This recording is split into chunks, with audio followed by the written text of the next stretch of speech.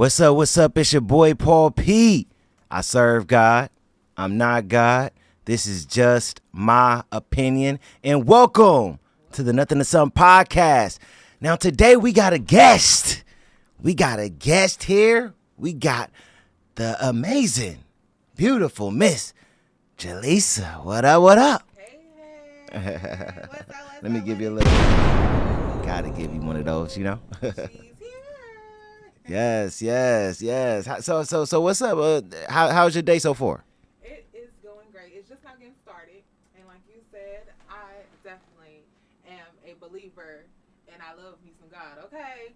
And I am not God, but I am of God and I am truly blessed to be here. Thank you for having me. I'm excited. It's been a minute since I've, talked on camera. Well, I do this all the time with my own social media, but not a podcast. So I'm excited for some conversations today. Yeah, nah, it's good. I mean, I'm happy that you are here. We're gonna have an amazing show. It's gonna be great. Also, too, I think in the chat they let us know we could just maybe in the mic a little bit. Y'all can't hear me? Yeah. No, that you know Here what? we go. Don't even trip. That happened all the time. The couch is real comfortable. You know what I'm saying? Because I mean, the mic you kind of forget sometimes. Yeah. Okay, the mic is right there. Yeah. And sometimes they hear me way more because I'm all the way in the mic like this. I need to get like that. Hold on. Let's pull up a little bit. Okay. Y'all can hear me. Nah, it's all good. But man, you ready to have a good show? I'm excited to have a good show. What's up, everybody? Yeah, before we get into the show too, I want you to let the people know a little bit about yourself, like what you're doing right now in life and what you got going on. Yeah, so I'm Jalisa Shaveh. If you do know me, hey. If you don't know me, I am a professional makeup artist, content creator, and model here in Los Angeles. I'm from Arkansas, but I'm currently living my dreams here in LA, doing all the things. And these days, I am just living the best life I know how. I am doing makeup, and I'm also experiencing this new wave of career. I've been doing TikTok hosting, which is very new and it's very cool. I've been doing it for about a year now. So I'm doing live stream hosting. It's kind of like QVC almost, like, QVC you used to watch with your grandma, probably still do. But yeah, we sell dresses. I sell dresses on TikTok, and I'm also live stream host for Elf Cosmetics, which is international brand. Okay. That is crazy. I still can't believe I'm able to say that. But yeah, I've been doing TikTok mainly these days. Wow. Yeah, it's been very fun and different, very different. Is like the TikTok game to you way different than like YouTube and Instagram? Like, and if it is, what's like the difference for you? Because yeah. I love YouTube. TikTok is whatever. They be giving me all type of bans and yeah. It's almost anything I put up on TikTok, they take it down. Yeah, you get what I'm saying? But how does TikTok work out for you? TikTok, they are very, very strategic and strict in a lot of ways on trying to monetize on TikTok. I know with YouTube, like long form videos, how I started off making YouTube tutorials, and TikTok is just very quick, fast, to the point. And everybody wants to know your business on TikTok. So TikTok has been challenging because they are always trying to look for a way to get you off the app, because there's literally 10, 11 ways to monetize on TikTok. And so if you are not following the guidelines to the T, they're like, you can't monetize your content on here. So wow. I have to be very strategic, and I have to be very careful with what I'm posting on TikTok. I mean, like if I'm showing cleavage, if I say something, like if I'm trying to post a monetized video as far as like linking a product to it, like it has to be perfect. It can't have anything that's not of that brand. And it's just like real challenging, but it is a lot of money on TikTok as well as YouTube and other platforms too. I just think it's easier for me to do TikTok because I like short form videos, and I like to do tutorial style, so if I'm doing like long in-depth tutorials, I like YouTube more. But TikTok is like where it's at as far as like posting as many videos as you can that are short form. Got you. Okay. So basically, if you're going to get on TikTok, you just got to clean it up a little bit more. Yeah. Exactly. And I mean, we don't do nothing crazy here, but it's almost like if you say one little word that sounds like it's controversial. And I'm going to be real. When it comes down to me, a lot of people look at me as sort of controversial sometimes. Of course. And that's crazy, right? Because I'm a Christian man, right? Mm-hmm. But and I'm most of the time I'm quoting Bible verses and stuff, but people look at that as controversial a lot of times. You get what I'm saying? Yes. I mean, what before we get to, what's your thoughts on that? Do you look at it as where we're at right now in this world? a lot of stuff that's in the Bible. Do you look at it as controversial when you have someone speaking on it in a bold fashion and way? Yes, and it's not surprising that they believe you're being controversial, because the difference is there's believers and there's non-believers. Yeah. Period.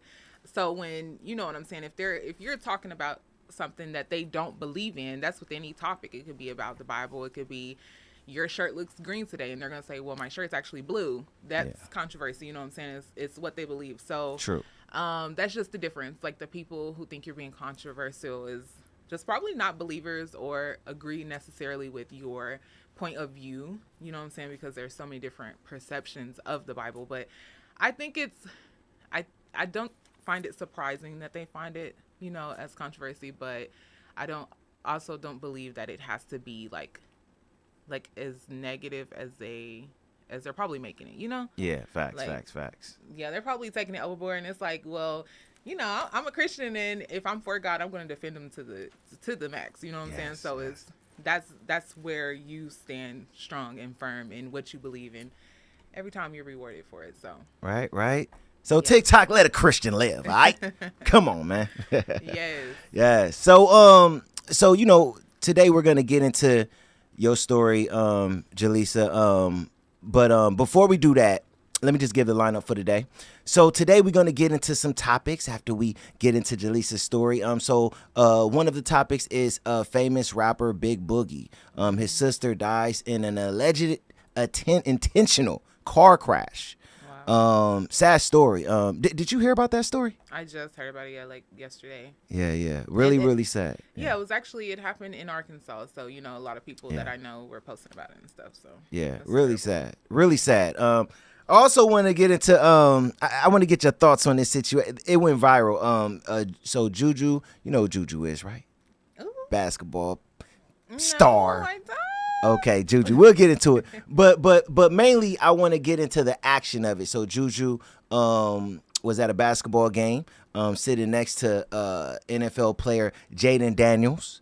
And they was, you know, having a good time, kikiing, laughing it up. And they showed a clip afterwards where the mom got in the middle of them, kind of breaking up their little, you know, moment they were having, you know. So, you know, I want to have a discussion. You know, I have a lady with me today. Yeah. So I want to kind of like have a discussion about that because, you know, a lot of people are saying, well, you know, he's a little bit of a mama's boy. I want to know what the ladies feel about the men in those positions where they may be a little bit too much of a mama's boy. You know, I'm not saying that's what he is, but, you know, we're going to read the article and have a conversation about that and everything. Okay. And also, too, I have a fan question today. I love fan questions. We do have a fan question. I do pick out a fan question every week. Okay. And today's fan question is, in today's generation, is getting married overrated? Absolutely not. But let me tell you, Paul. I don't want you to give it up now. I don't want you to give it up now. You know, I don't want you to give it up now. 100 with you. I don't care how old-fashioned I sound. I'm so old-fashioned, but I'm very wise for my age too. So I'm excited to answer that question for you later. Okay. Yeah, y'all gonna get the real for sure. Okay, we're gonna get to it. We're gonna get to it. So now let's go on and get into your story a little bit, Jalisa, and also too because I want the people to hear you if you can. Bring the mic up a little bit more. Yeah. Okay. So they can really hear. So, Jalisa, I want to start from the beginning, right? Okay. Before we get to what's going on now and really get deep into that, let's start from the beginning. So where did you grow up at? I grew up in Conway, Arkansas, and I spent a lot of time in my summers on my dad's side in Twin Groves, which is like literally the epitome of country. My grandparents stayed on a farm. Well, not necessarily a farm, but they had a farm nearby. They had the cows, the pond, like literally my outside adventures were country growing up. Wow. And they still are. My grandparents still live there, and my dad is right down the street, across the street from them. And I mean, horses, just a bunch of land. It's just like literally the country, and I love that. Very, very humble beginnings. But yes, I grew up in Conway, Arkansas, and Twin Groves in Arkansas. Wow. I mean, was it like a big difference, like going from living in the country like that to now you in one of the biggest cities? You got New York and you got LA. Yeah. Is it a really big difference for you? I mean, absolutely. It's day and night difference. I sometimes spent a lot of time in Dallas, Texas, which was kind of the city for me growing up. But I always wanted to live in the city. I didn't know exactly what city I wanted to live in, but I was always a city girl living the country lifestyle. Like, I wanted to be in a big city growing up. So Dallas was like the next big thing for me, which is actually where I moved in 2014 after I graduated. And that's where I got like my stomping grounds. Like, I was experiencing, like, you know, being an adult for the first time. I got my first apartment in Dallas. I was working downtown. Like, you know, that was my first step into transitioning into the city life. So I'm glad that I stayed in Dallas. I was in Dallas for 3 years before I moved to LA. And I believe that it was like a great stepping stone before coming straight to California. Because when I moved to California in 2018, it was the biggest culture shock. Not only was it my first culture shock, but it was the biggest culture shock. I was living in North Hollywood my first couple years here. And I'm like, where are my people? Where is all the black people at? Like, I didn't see black people literally for like the first couple months. And it took me to get booked in South Central LA for a movie for me to see, like, oh my gosh, this is where the black people are. Like, there was no black people in North Hollywood. So yeah, it was a huge culture shock, but yeah, I mean, it's a big difference from Arkansas to California. Of course, there's nothing like California. Yeah. And when you first came out here, you didn't know, like, okay, all the black people is like in Baldwin Hills. You know, the black people doing a little something, you know? Yeah. They in Baldwin Hills, you know, you got Woodland Hills, you got like Fairfax, you know, Culver City. Now, if you really want to see some, you know, some black people, you know, you could go to Watts, you could go to Compton, you could go to Inglewood, you know what I'm saying? If you really want to go there, go there. You know what I'm saying? Now, you may have to watch your back a little bit every once in a while, but you could go there. Did you go to some of those places? Well, you say you was in South Central, right? Yes, I was in South Central, and then one day we filmed in Compton, and I'm talking about I'm in the trenches, like I'm literally in their projects. You know what I'm saying? So that was really cool. I mean, I have projects where I'm from, but to be in like in the Compton projects was actually like, I don't know, it was like you know, Kendrick say, what you want to come to Compton for? You know what I'm saying? Like, people look up to Compton in a sort of way, you know what I'm saying? They think it's really cool or whatever. So I was like, I'm in Compton in the projects. Like, I really thought that was cool, you know what I'm saying? Because I got to experience something a lot of people just watch on TV. Like, you know, seeing like Figueroa, like people just see that on YouTube. They've never seen it in person. So that's actually like a part of the culture in LA, you know what I'm saying? So I was excited to see like different parts of LA when I first started working in film and TV. Nice. They have a lot of culture here for sure. Nice. If you don't mind me asking, what was you filming? I was filming South Central Love, directed by Christina Cooper. Okay. Yep, y'all can watch that. I believe that is on BT Plus. Nice. Okay. Nice. Now, when it come down to it, was you raised by both parents? Yes, I was raised by both parents. My dad was kind of in and out, but my grandma completely raised me, and then my mom was there as well, just kind of in and out. You know, her story has a lot to do with my story because it molded me into being the woman that I am today. My mom is clean. I don't know how many years. I think it's like, oh, child, I know she's probably watching. I think it's like 15, maybe 16 years she's been clean. But growing up, you know, my grandma raised me, my sisters. Yes. In fact, let me give your mom an applause. I mean, that's a beautiful thing. Yes, it is. So a very beautiful thing. Yeah. Yeah, so she's watching. So proud of her. But yeah, my grandma, she raised me full time. I spent summers like with my dad's side of the family. I don't feel like I missed out on a relationship with my dad because we're closer now. Back then I probably didn't understand like why he wasn't there full time, but you know, growing up now, it's like I don't think I really missed out on having my dad in my life, thankfully. Yeah. Wow. And you know, I'm all about redemption stories. You know, I always say the one thing that I pride myself off in when it comes down to this podcast is letting people tell their transformational stories. Yes. So can you let the people know a little bit about some of what you went through with your mother and how you got through it a little bit? Can you get into that a little bit? Is that okay? Yes. All right, sure. let's get into it a little bit. For sure. First things first, prayer works. Prayer changes things. And I do come from a Christian based family. My papa was a preacher, had his own church. Yes, I'm a preacher. Did you say Papa? Papa. My grandfather was Paul too. Yes, rest wow. his soul. Amazing.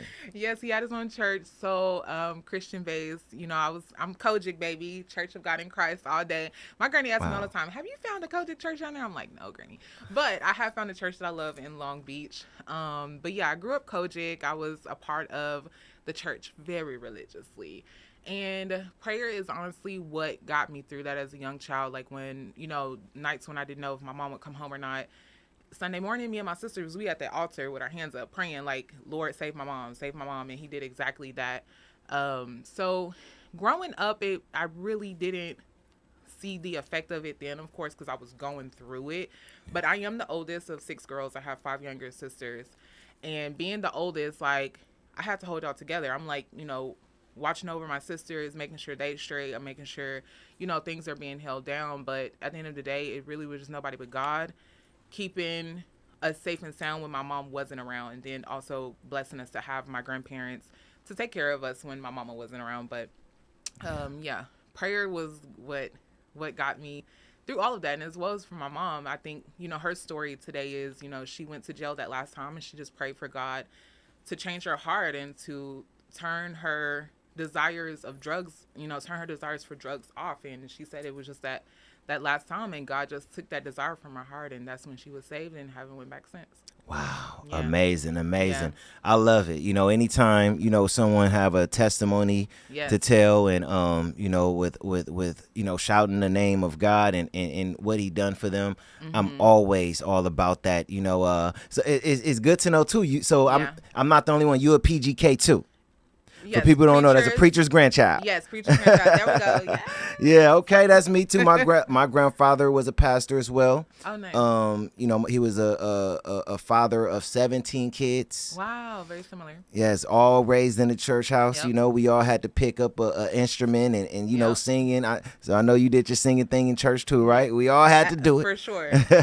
Yes. Wow. What was it like, kind of like growing up in the church house when you was a young kid? Yeah, so my grandparents have 12 kids as well. My mom Wow. is of those 12, and all of them grew up in the church. They still tell stories about how my papa used to come out of the pulpit and thump them on their heads in the middle of service because they falling asleep or they acting up or something like that. But as much as I can remember actually growing up in the church, like, we were very involved. I was in the Sunshine Band.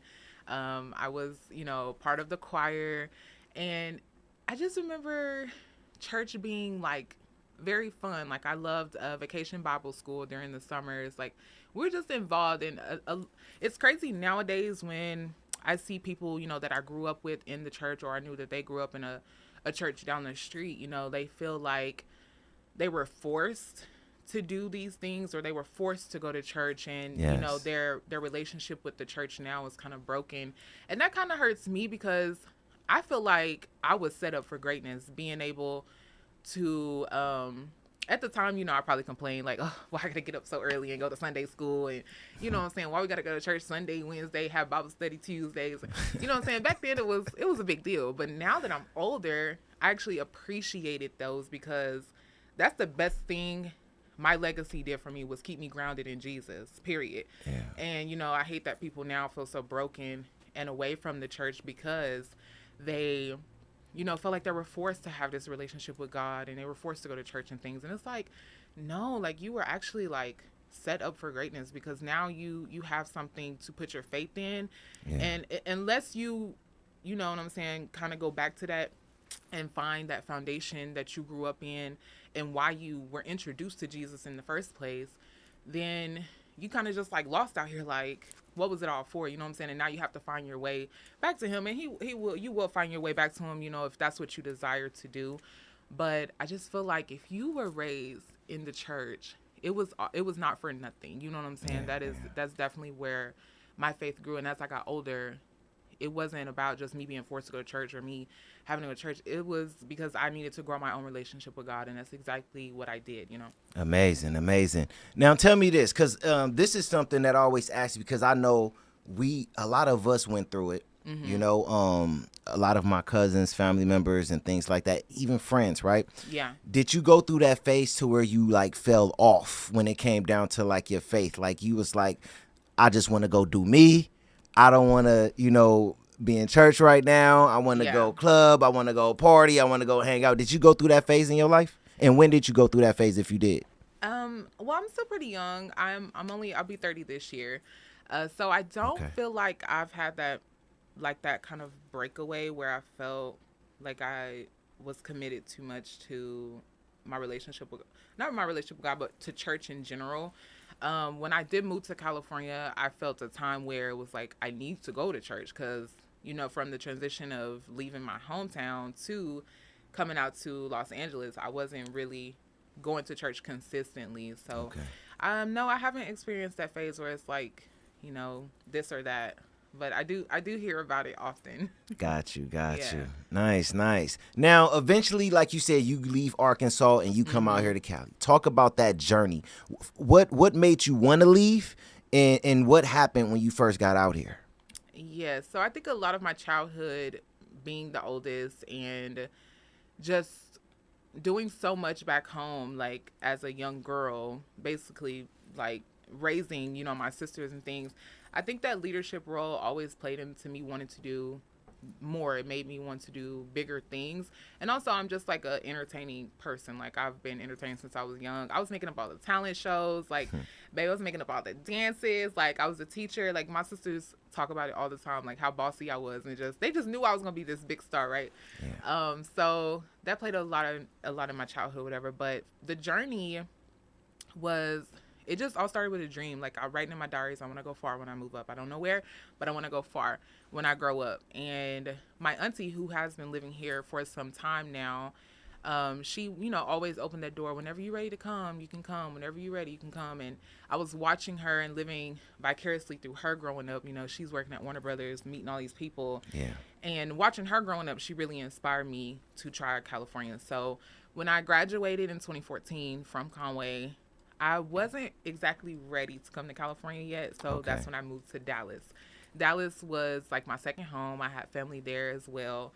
And they opened the doors for me to come there. So I went there first, and I was, you know, stomping around in corporate America, working at all these different call centers and just doing a lot of corporate things in Dallas. And it took about 3 years for me to realize, okay, there's nothing else here for me. But one thing that I really learned in Dallas was like my love and passion for fashion and runway, which is when my modeling career started. I literally went from nothing in the modeling world to entering into like one of those little mall competitions to win a modeling contract.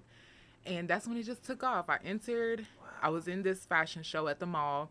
I won a little 1 year modeling contract, never did anything with it, never seen the people again. Like, you know, it was a lot of gimmicks like that growing up. Like, you want your kid to be a Disney star, bring them to this hotel, and then they have this audition, and you just never, it goes nowhere. Yeah. But that really opened the door for me, I feel like, to start my career in runway. I participated in over 25 fashion shows in my time in Dallas, from Louisiana to Texas, really in the like southern ratio. But yeah, I was walking runway in Dallas, and that's where my love for modeling started. So after doing 3 years in Dallas, I was like, okay, it's time for me to go to California. Like, it's either now or never. And it was just like nothing else was working out in Texas. Like, I was over all the jobs, and then I had a friend that I met, and I kind of feel like this was the breaking point. A lot of people don't know this story, but I was rooming with this girl, and she came home one day. We were going to church together at this point, right? Okay. Going to church together. We both believers. She comes home from work one day, and she's like, Jalisa, I have to tell you something. I'm like, okay. She's like, yeah, this guy told me today about, I can't remember exactly how the conversation started, but she basically told me that somebody at work had tricked her into believing that Jesus was here, like walking as an Asian man. I can't remember exactly. It was called the Church of God. And it's a religion that believes that, I can't remember exactly. It's been over 7 years ago, but they believe that Jesus has come back already. He is the Messiah, and it's this Asian man. And so she took me to one of the Bible studies with her, and, you know, they had so many references from the Bible that everything was connected back to this living Asian man today. And, yeah, I don't remember exactly the dynamics, but that was literally the breaking point where God was like, all right, it's time to go.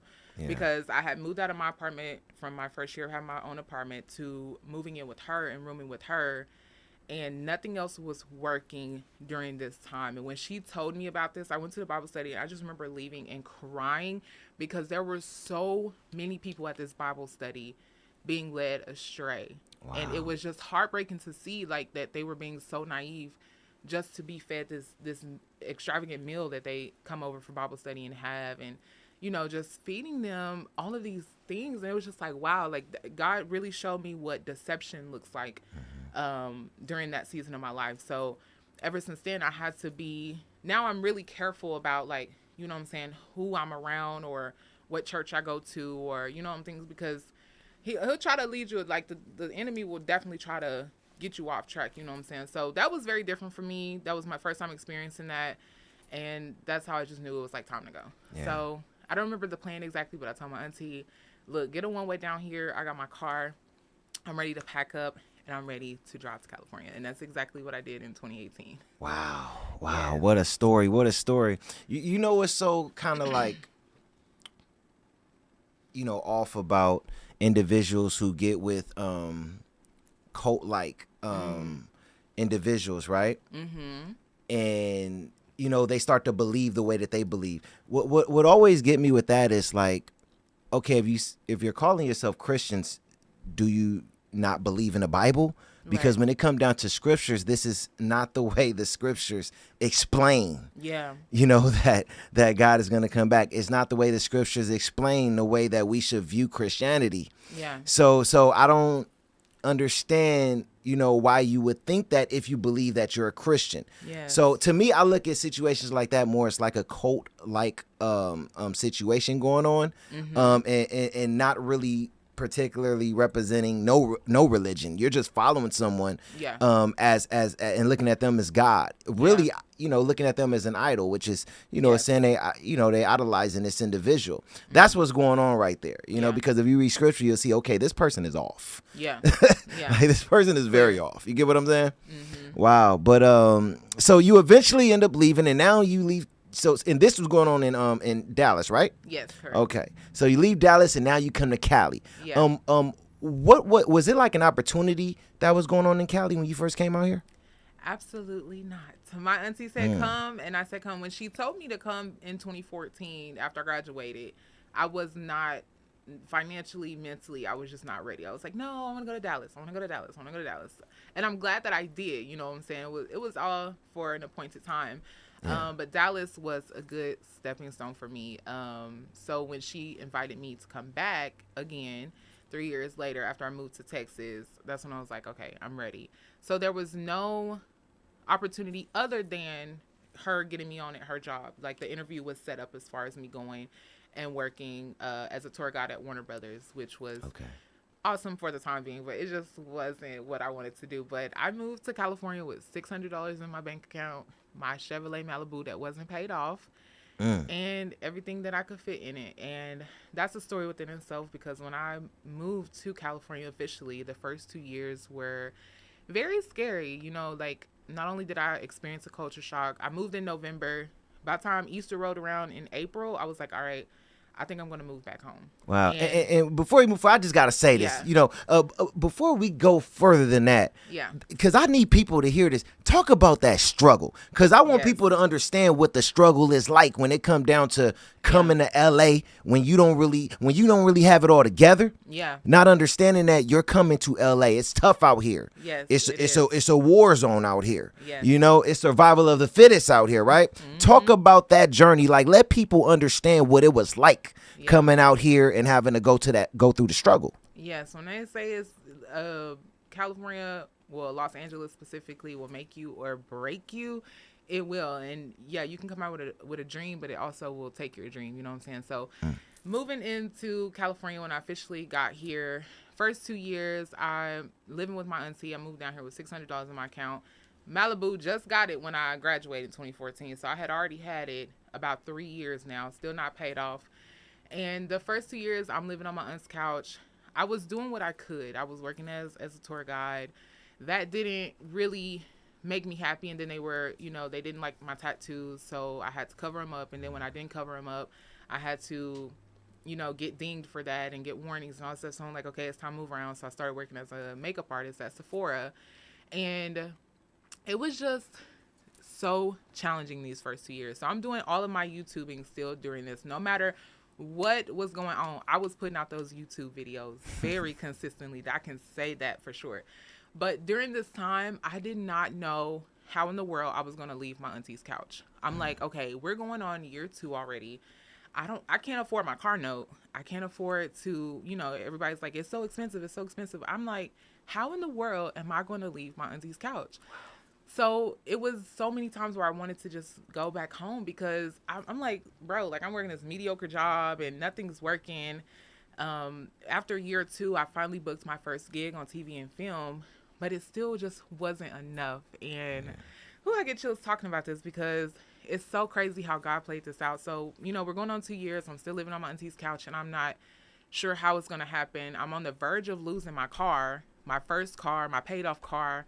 Not my paid off car, but my first car that's not paid off. And I need my car to get around because one day I'm getting booked in South Central. That's an hour and a half away from North Hollywood with traffic. I can't take no bus out there. Like, how am I going to chase this dream and go get on the bus and got my makeup kits and all this stuff and travel all the way there? So the fear of losing my car really put me closer to God because those nights where I was like, Lord, I don't know what I'm going to do. I don't know how I'm going to pay this car note, but I need my car. So I would sit in my car many, many nights and cry like, please, God, like, please don't let take my car.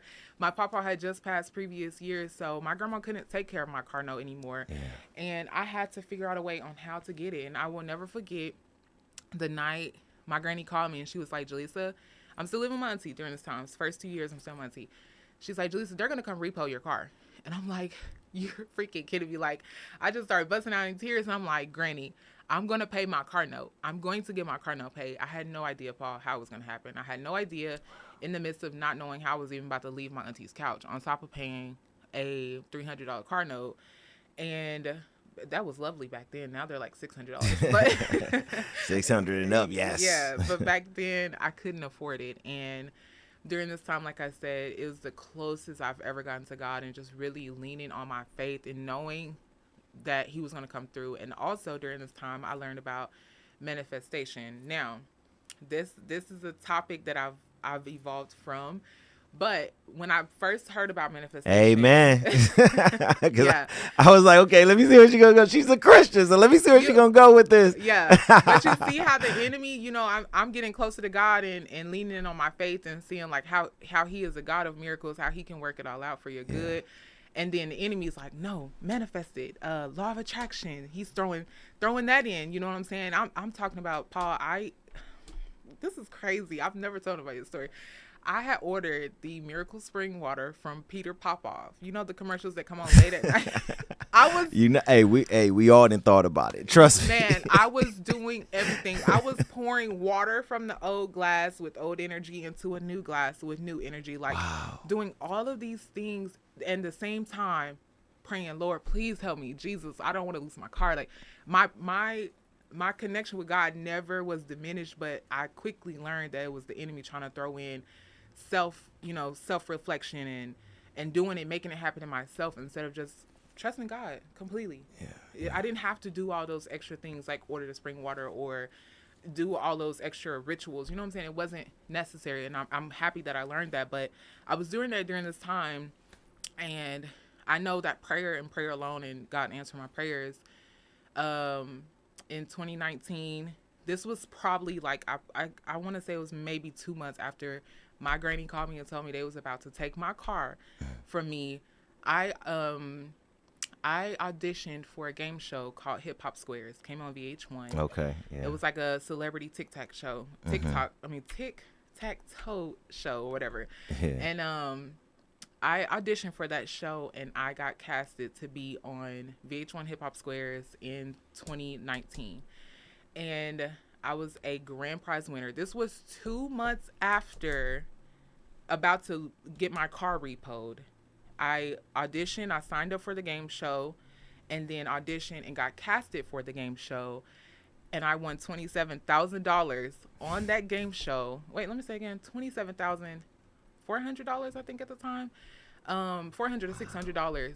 2 months after I was about to get my car repoed, 2 months after I was crying and praying out to God, trying to figure out how in the world I was going to move off my auntie's couch. I've been here 2 years. Like, she's married, you know what I'm saying? They're in a 1-bedroom. there's no space for me no more. You know what I'm saying? Like, I was just so overwhelmed with what was going on within the first 2 years. And it took for me to really grow close to God and ask him, like, what do I do? Like, how is it going to happen? And he was just like, here you go. You've been faithful. You never stopped crying out to me. You never stopped praying. You didn't give up. You didn't go back home. And you kept me first. That was what I was doing the whole time, was just keeping him first. That's all I could do. That's the only thing that brought me comfort. That's the only thing that gave me strength to keep going, you know? Yeah. So he blessed me to be on VH1 Hip Hop Squares, a grand prize winner that gave me all the money that I needed, baby. All the money that I needed to get my first apartment here in California. I paid off my Malibu.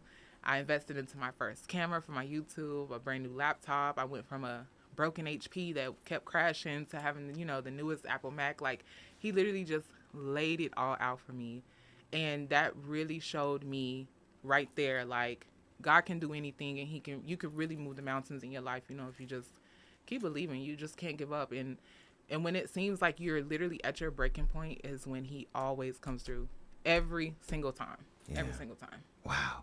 I mean, you said it perfectly. You know, you started, you know, you showed God that you trusted him, you know, Proverbs 3:5-6. Yeah. Trust in the Lord with all of your heart and lean not on your own understanding. Absolutely. In all your ways submit to him, and he will set your path straight, right? Absolutely. And you did that, which is amazing, you know. So, you know, now you able to go and do your own thing a little bit more, get your place. Yeah. Would you say this is when you started to get more into your career and go more into the direction of doing the things that you really wanted to do out here? Absolutely. I was also able to invest in things like my makeup kit and book more movies. At this time, within the first 2 years too, that I was living with my auntie, excuse me, she had me out in the streets, baby. Like, we was networking. She's huge event concierge, and so she likes to go out, and I was there with her all the time. And you know, I really learned how to network, how to tell people, introduce myself to people. Hey, I'm a makeup artist. And then I'm a black girl too. So, you know, there was already like, oh, okay, I need to connect with you. So that was very powerful within itself, just being a black makeup artist here in Los Angeles. But I was able to network myself. And once I had finally moved out and had the money to invest into my kids, I was able to book more films. I was working on Nike sets and working on different film and TV sets for like the BET Soul Train Awards. I was their key artist in 2019. A lot of things happened. Like, it was literally like a river flow. Like, just doors just opened up after that, when I was able to invest in myself and really invest in the things that I was doing. Wow, that's amazing. You know, that's amazing. Let me give you a, you know, a round of applause for that too. Thank you. You know, because you know, it's not easy to stay, you know, on that path, you know, going through a lot of the up and downs that you went through. Yeah. Now, would you say, like, going through you know, your journey of you know, getting your career going and everything like that, did you ever go through any phases to where you felt like, okay, I got to get back on track when it comes down to my faith? Like, right now, like, it's a lot going on, but I feel myself wavering a little bit, and I need to get it back going straight. Did you ever go through that? Yes, that was COVID. Like, you know, I'm a young adult. It's my first pandemic. And I'm living on my own here in California. I'm doing all the things, and then they, you know, suddenly came to a stop. And it was like right before COVID happened is when I went through that phase of like, what am I doing? Like, I just moved into this apartment. Like, was I ready? Now I'm questioning everything. Like, did I move too fast? Like, why did I get this camera? Like, everything was questionable at this time. And I think it was kind of like a foreshadow into COVID happening, because I was feeling this. I'm going to see, I moved in like November. Yeah, I was feeling this like end of the year, November, which is also like a season where I feel like it's my shedding season. I always feel like winter is my shedding season, and I flourish in the spring. But I feel like during this season, God was breaking me down because COVID was coming, and he knew that COVID was going to be like, you know, a shock to us all. Yeah. And so I felt like I was going through that during that phase where I was kind of wavering. I'm like, okay, Lord, like what's going on? Like, I really was questioning, you know what I'm saying? Even after he had just did this grand slam and gave me all these, you know, made it all happen for me, I still question it just a little bit. But that was, I feel like it foreshadowed, like I said, because COVID was happening. So it was scary for all of us. Like, I almost went home then too, because, you know, the George Floyd stuff was happening, and I was terrified. Like, I was in LA by myself. My auntie was down the street, but I didn't really see her during this time. And I just remember being at my friend's house downtown where they were shutting the freeways down and the city was on freaking fire. And I'm like scared, terrified. So I almost went home during that time, but nope, I just stuck it out and kept going and stayed my behind in the house. So I'm still here. Yeah. But yeah, I think that's when I kind of experienced like what was wavering. I honestly have not, by the grace of God, like I have not experienced that, like, and I often pray about this, like I don't want to experience something traumatizing that makes me even waver in faith, because I haven't experienced anything like that. Like my family has seen a lot, but I have not dealt with anything traumatizing. Like all of my elders, like if anyone passes in my family, like they're all older, you know what I'm saying? Like I haven't lost anyone close to me or lost anyone young in age. And, I pray that it continues to be like that, but you just never know. But still, at my age, I haven't experienced anything where it's like, Lord, like, are you even real, Yeah. He's been very real to me this whole time. And I don't think that's going to change. I just pray that I never have to experience something that would make me question who I am, because right now I know that I'm a child of God, and forever I know that I'm a child of God, and that he is for me. Wow, amazing. That's a blessing. Now, being in LA, it's a lot of, young ladies out here who, they go through certain things like what you went through, and they don't know how to really get through those challenging times. Maybe they have left, or maybe they felt like, I got to do things differently. I got to, go be up under this guy, or I'm going to go and sell myself a little bit so I could go and pay my bills. It's just certain things that people are doing out here in LA. I just want to keep it straight 100. I'm going to keep it real, right? What is something that you would tell these young ladies who, is not sticking it through the way that you stuck it through? Like you went through some tough moments and you said, I'm gonna keep working, I'm gonna keep trusting in God, and I'm gonna figure it out. What is something that you would tell some of those young ladies who are not sticking it out like you, and they're trying to do shortcuts to get to where they're trying to get to, but they're constantly affecting themselves by taking those shortcuts or trying to take those shortcuts? Funny story.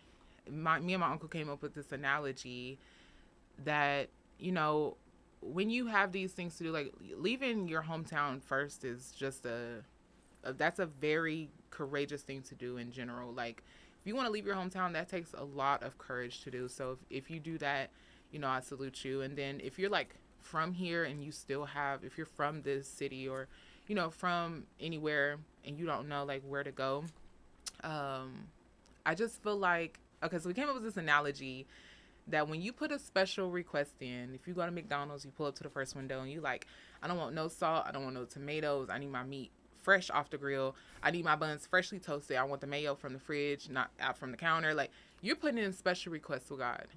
And that's exactly what I did. Long ago, I told God I had this big dream. I planted that seed that I wanted to do big, amazing things for him, for his glory when I grew up.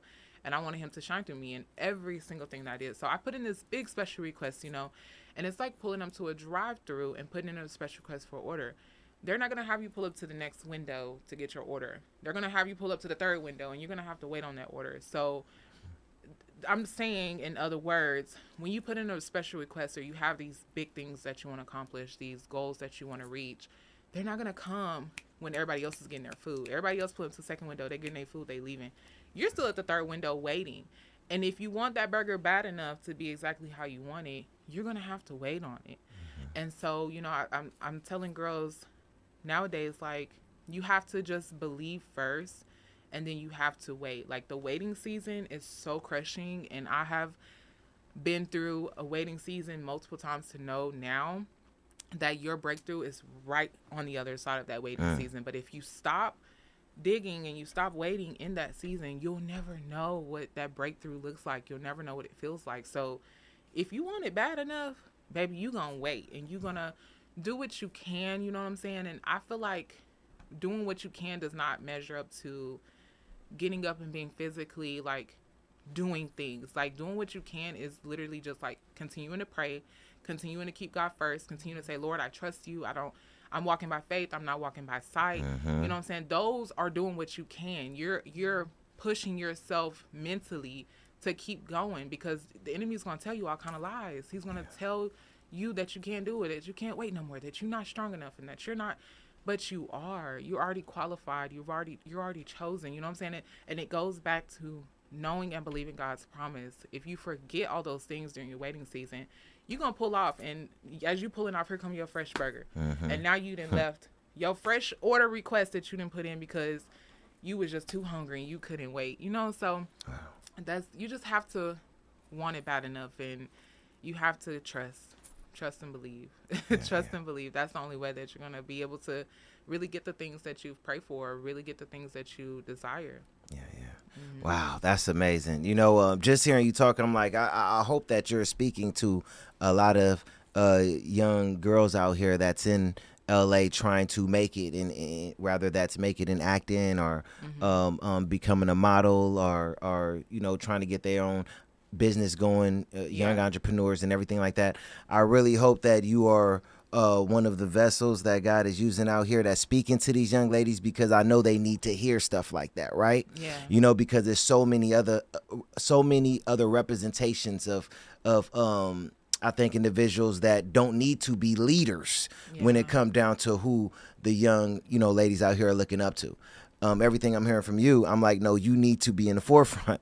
You know, your faith is strong. I could tell, I could hear it, I could see it. You know, you didn't take no shortcuts, and you got to where you got by just having faith in God, which is, you know, amazing. And I got nothing but the utmost respect for, you know, you and everything that you've been through, right? Thank you. You're welcome. You're welcome. So talk about where you're at now. You know, talk about, you know, I know you got your beauty brand. In fact, for the people who don't know, you actually came to a filming set that I, you know, had going on, Real Life Chronicles, episode 1 for A Second Chance to Live, and you did an amazing job doing makeup for the ladies and everything. So I know you got that going on, but just talk about, you know, some of the things that you got going on right now.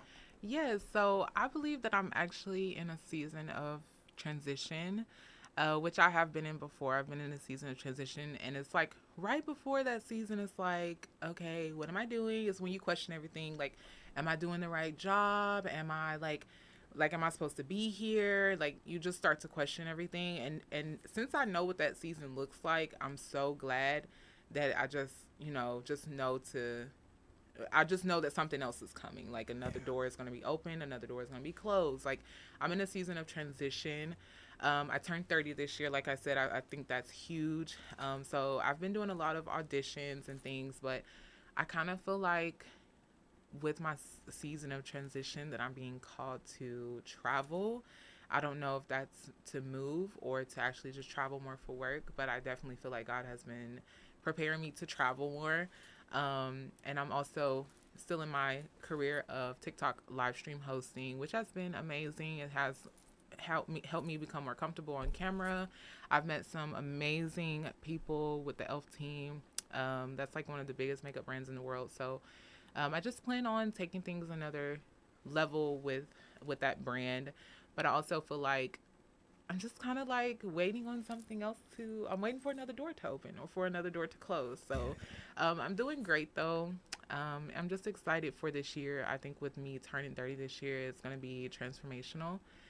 And yeah, I'm just trying to stay busy and not like lazy or procrastinate about the things that I want to do. Also with my content being on TikTok, Instagram, I did start a new Instagram. So y'all follow me, Jalisa Shaveh. I let my old Instagram page go. It was just kind of like out of date. I feel like it was just a lot of people on there that I knew, and they weren't necessarily, you know, like the audience that I was trying to reach. So I did start a new Instagram. I am very consistent. So if y'all follow me, y'all will see a lot of good content on there. But yeah, I'm just excited to try new things this year. Nice, amazing. Yeah. Are you still doing the modeling thing as well right now? So I actually let go of my agent last year, around this time actually last year. I felt like I outgrew her. I was with her for 2 years. That's another story as well. Like with my modeling, I've always loved being on camera, like I said, but I started taking modeling serious when I moved to Texas. I started doing runway. And then when I moved to California, modeling is way different here. Like, yeah, they have runways, they have fashion shows, but people out here want to get signed. They want agents, they want representation. So when I moved out here, I had my TV reality TV premiere on Thick House, and some of y'all may know me from there. But Thick House was on Facebook Watch, and after I remember having dinner the last night of Thick House, this was my first big modeling thing that I've done since I moved to California. This was 4 years ago, and I'm like, I want to get signed. I remember saying that at dinner that night, the last night where all the girls sitting down, wrapping up the seats. I was like, I want to get signed now. I got signed a year later. I was in Mexico.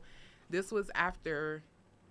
No, sorry. I got signed like, oh my goodness, when was this? 2021. The last 3 years are like a blur. But I remember saying I wanted to get signed, and I want to say the next year I was signed, and this was to Dorothy Combs Models. I was submitting to this agency for the last 2 or 3 years. 2 or 3 times a year I was submitting, never got chosen. And then in 2021, Dorothy Combs Models, she's from Miami, Florida, her agency signed me, and I became a signed model, and I was doing all these cool things. I have lingerie in Cupid's lingerie stores around the world, wherever you are. If there's a Cupid's near you, you're gonna see me in there. Wow. Also, my face is on Milani in Target, Milani Cosmetics, in Target stores all around the world. So that was really cool too, to see how my modeling career manifested itself. But I dropped my agent last year because it just wasn't a good fit anymore. I want to do more commercial, like more talking, and that was just like more print. Like I was just doing fashion photo shoots and things, but I want to do more commercials and stuff now. So we decided to part ways, and that is another open door that I'm praying on this year for me to sign with a new agent that actually has opportunities that I would love to do. Wow. Amazing. Hey, no matter what, you out there moving, you working. Thank you. You grinding, you know, Yeah. and I got nothing but respect for anybody who out there just grinding and making it happen. So That's right. hey, keep doing your thing. You know, you're welcome. So you know, before we move into the topics, is there anything else you want to just say, you know, about your journey, your life, where you at right now, just even if it's a message to the people out there? Is there anything you want to say about your story and yourself? Not really. I've told everything that I can remember, and that's just from transitioning from Arkansas to California almost 8 years later now. If you want to leave your hometown, you can. You just have to believe that you can.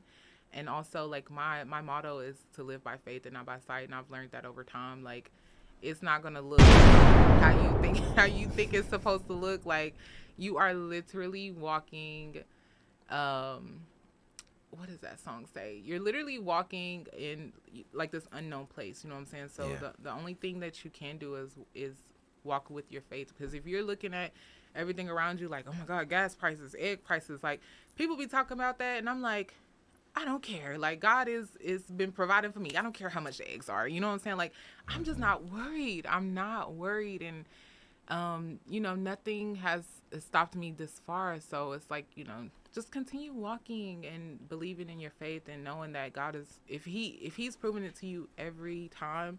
I tell my friends all the time, we've gotten through 100% of the things we went through.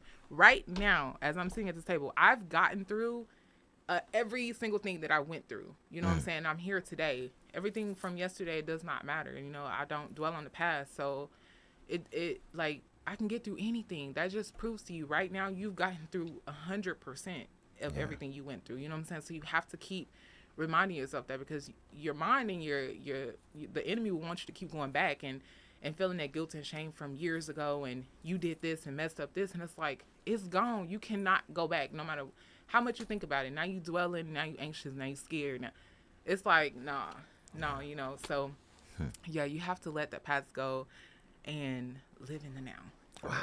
Yeah. Amazing. I mean, one thing that I love is a really good testimony. Yes.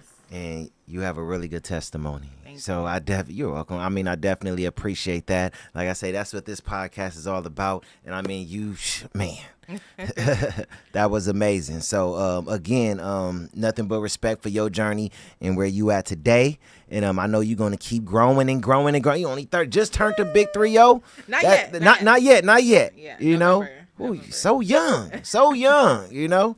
But I know the big 3 is good. It's gonna be fun, right? I mean, because a lot of people, they be dreading it, but I mean, you not dreading it, right? Or no. How you feeling? Why people are so scared to get old, and it's so funny. Like they're just like, oh my god, you're so young, and then now it was like, oh my gosh, you're a baby, you're a baby. Now I'm here like, oh girl, you get old, like you turn. And I'm like, bro, I'm still just 30. Like that is so young to me. Yeah. I'm excited. I'm going on a cousin's cruise. This is my first cousin's trip. You know, with me being the oldest. By the way, so there's 12 kids, which is my mom, her sisters and brothers, 12 children. They had between them like 29 grandchildren. The youngest one is not even one yet. I am the oldest out of all 29. And are you serious? First generation, we're all super close. Like, yeah, we're like, it's a lot of us. That is so crazy. I'm the oldest. The reason why I'm saying that is so crazy because I'm the oldest. Like I said, my grandparents had 17 kids. I'm the oldest grandchild. Right. And it's about, I think it's last time we counted, it's like 100 plus of us now, right? Wow. But all like first uncles and aunties, first cousins. Yeah. That is crazy that we're both the oldest. Yeah, hey, shout out to the oldest, man. You know what I'm saying? Sure. Shout out to the oldest. We have so much responsibility. So much responsibility. It's so hard. Man, people don't know it if they haven't felt what we had to deal with growing up. No, for real. You know, we were the ones that, you know, because our parents, they were all kind of young at that time, right? So after when it come down to the younger ones, they're like, oh, you with her? Oh, it's okay. It's okay. Exactly. You know, and make sure you look after them. Make sure they good. You know what I'm saying? All the responsibility was on us, right? Yes. Man. When people ask me like, when you having kids, I'm like, ask me later. Not only ask me when I got a ring on my finger, but ask me later because I feel like I've already raised a lot of kids. It's like, man, that's why I haven't had kids yet. Yeah, the exact same reason. See, people don't know if they worth the oldest. They do not know. They don't know. I'm like, man. And even when I go home, like their kids are my kids. Like, you know, I'm keeping my nieces, I'm keeping my nephews, my cousins. Like, you know, I'm the oldest, so I'm regulating stuff. So we're having our first cousin's trip this year.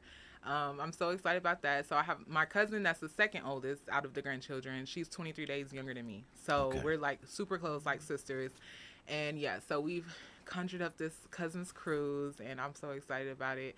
Oh goodness. It's so many of us. I just hope none of us get lost on the island. But I'm excited. Like, it's my 30th birthday, so. Nice. Dope.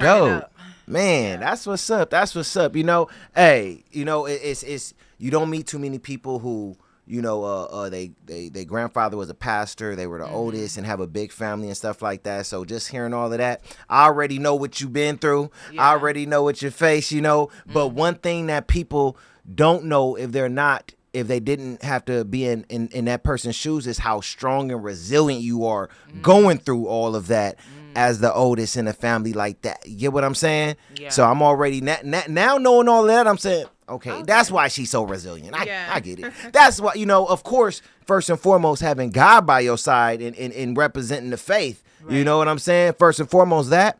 But also, too, like, he don't give us nothing we can't handle. He know you can handle all of that. And he wants you to go out there and tell a story that others are going to listen to because they look at you as a leader, you know? So he's letting you go through certain things because he know where you could go. Man. He know it. He just know it. So I get it now, and I see it. So, yeah, he definitely got some things planned for you. But yeah, you know, I know 30th is gonna be amazing. You know, I already went through that phase. You know, the 30th, you know, it was great. You know, so hey, you know, happy early birthday. Thank you. So definitely. So, are you ready to get into some topics? Let's talk about it. Man, I'm so sad about this first topic. Oh man, you know, but you know, one thing I always say is, it's so much that be going on in a black community, but I think it's important for us to talk about these things.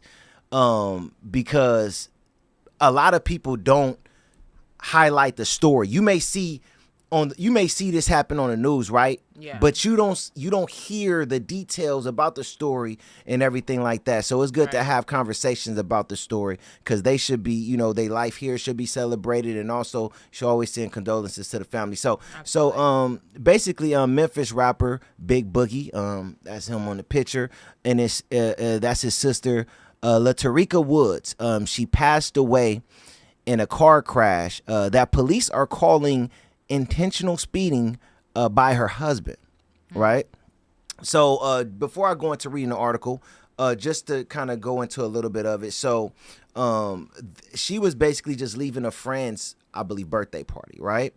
And was in a car with her husband, and out of nowhere, her husband just started speeding on a freeway, and to the point to where even his mother was calling him, telling him to slow down because La Tariqa put the phone on live and was showing what was going on.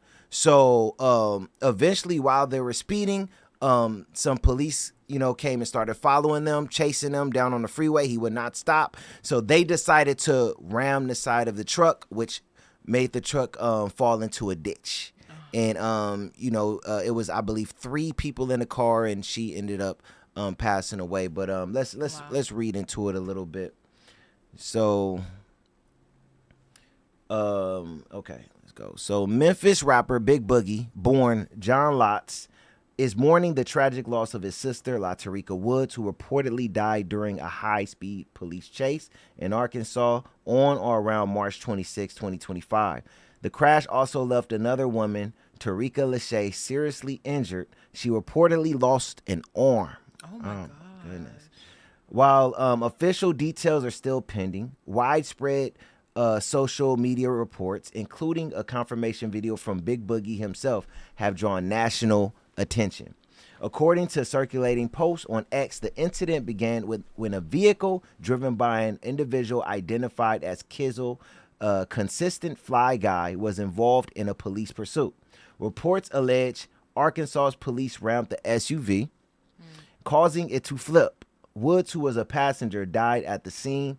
Lachey, another occupant, suffered life-altering injuries. As of now, the Arkansas State Police have not released a formal statement about the chase. And let me see what we could get out of this. It's just a little video of the situation.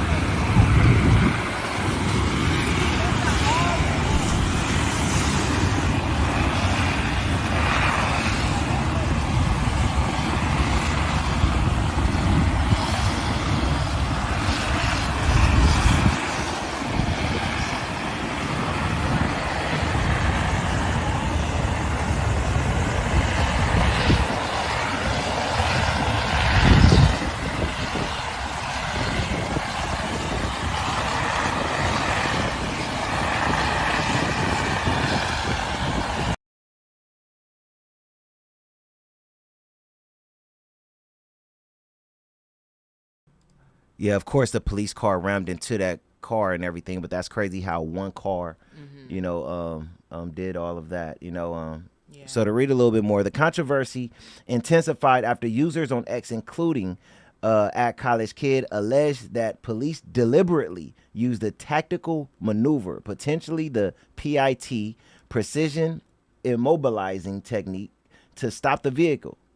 Critics argue these aggressive tactics carry high risk, especially for passengers uninvolved in criminal activity. Wood's death has reignited debate around Arkansas's police's pursuit policies. Earlier this month, the Arkansas Advocate reported that police conducted 553 car chases in 2024, resulting in 6 fatalities. State officials have pledged a tougher stance on suspects fleeing law enforcement, but the latest incident is prompting renewed scrutiny.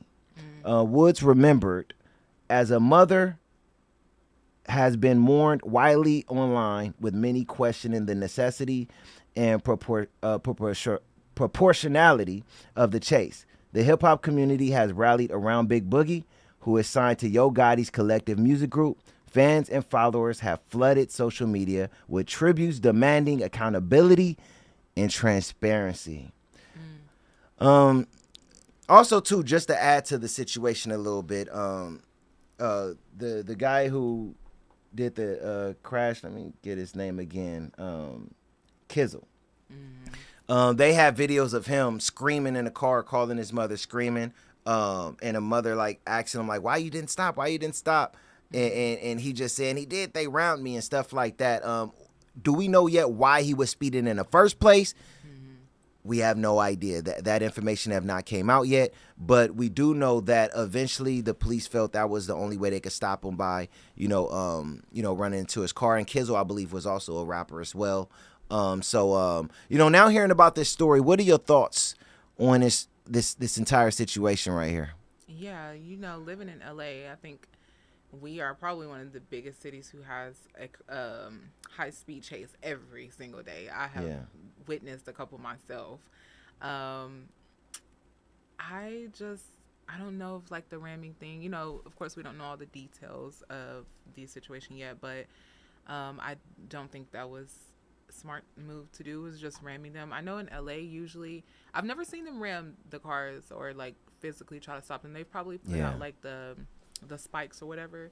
But for the most time, like LA has just chased them like until they until they stop. And we see a lot of those, right? Yeah, until they completely stop or Yeah. they just run, get away or whatever it is. Like I don't think I've ever seen LA as many chases I've seen them actually like physically try to stop the car.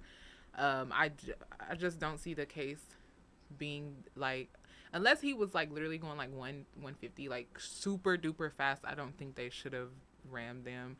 It's Yeah. a sad situation, but like I said, seeing it all the time in LA, I have seen some crazy stuff from people driving too fast or, like the high speed chases here in LA, and it is a sad situation. I really do, I really do hate that it had to end like that. Yeah. But, Yeah. yeah, I've seen some scary stuff from those. So Yeah. I mean, yeah, definitely very sad, sad story. My condolences definitely go out to La Tariqa's family, Big Boogie and all of them. It's very sad. I mean, it's hard to say who to put this on, because we don't know why he was speeding the way he was speeding yet. yeah, The police, could they have prevented ramming the car, knowing that it was victims in the car who had nothing to do with why the car was speeding? Could they have handled that differently? yeah, Maybe. yeah, We really don't know what to say about that side of it, right? But look, like I said earlier, a lot of times people, as a Christian man, look at me a little bit controversial. So I want to go into a little bit different direction as well. I got something else I want to say in regards to this, because I've been also talking about some other things in regards to situations like this, right? So the direction I go in, most people may not agree with because they may not understand, but I got to always speak the truth. yes, I believe that there is an attack when it comes down to hip hop. for sure. I believe there's spiritual warfare going on, and there's a lot of things going on that people may not completely understand. And when it comes down to what's going on, it don't matter if you're a family member, a cousin, a brother, a sister. I just think that entire world right now is under attack, and that's the devil's playground. So we got to understand what's been going on in hip hop lately. Yeah, We've been seeing murder for hires, yeah, murders, setups, overdoses. I mean, every week is something new. yes, Every week, from your favorite rappers to battle rappers to new rappers, right? It's just a lot going on. yeah, And I believe that right now the devil is on the loose in hip hop, and he's coming for anyone and everyone.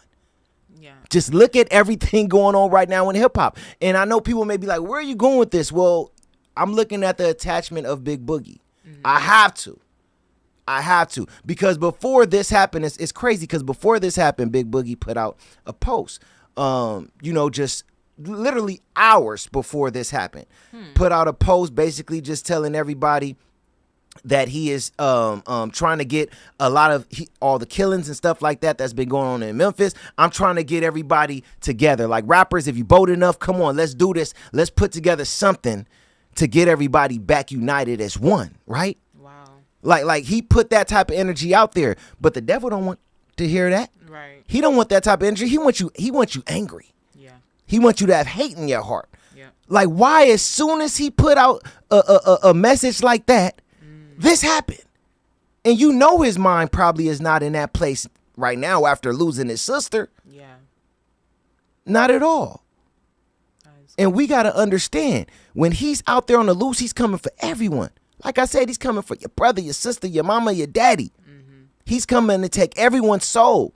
And I'm trying to really wake up everyone when it come down to, or as many people as possible when it come down to this message and what I've been putting out there, right? yeah, You know, I've been saying hip hop is dead for a reason, not because I didn't grow up in hip hop and love hip hop. Don't get me wrong.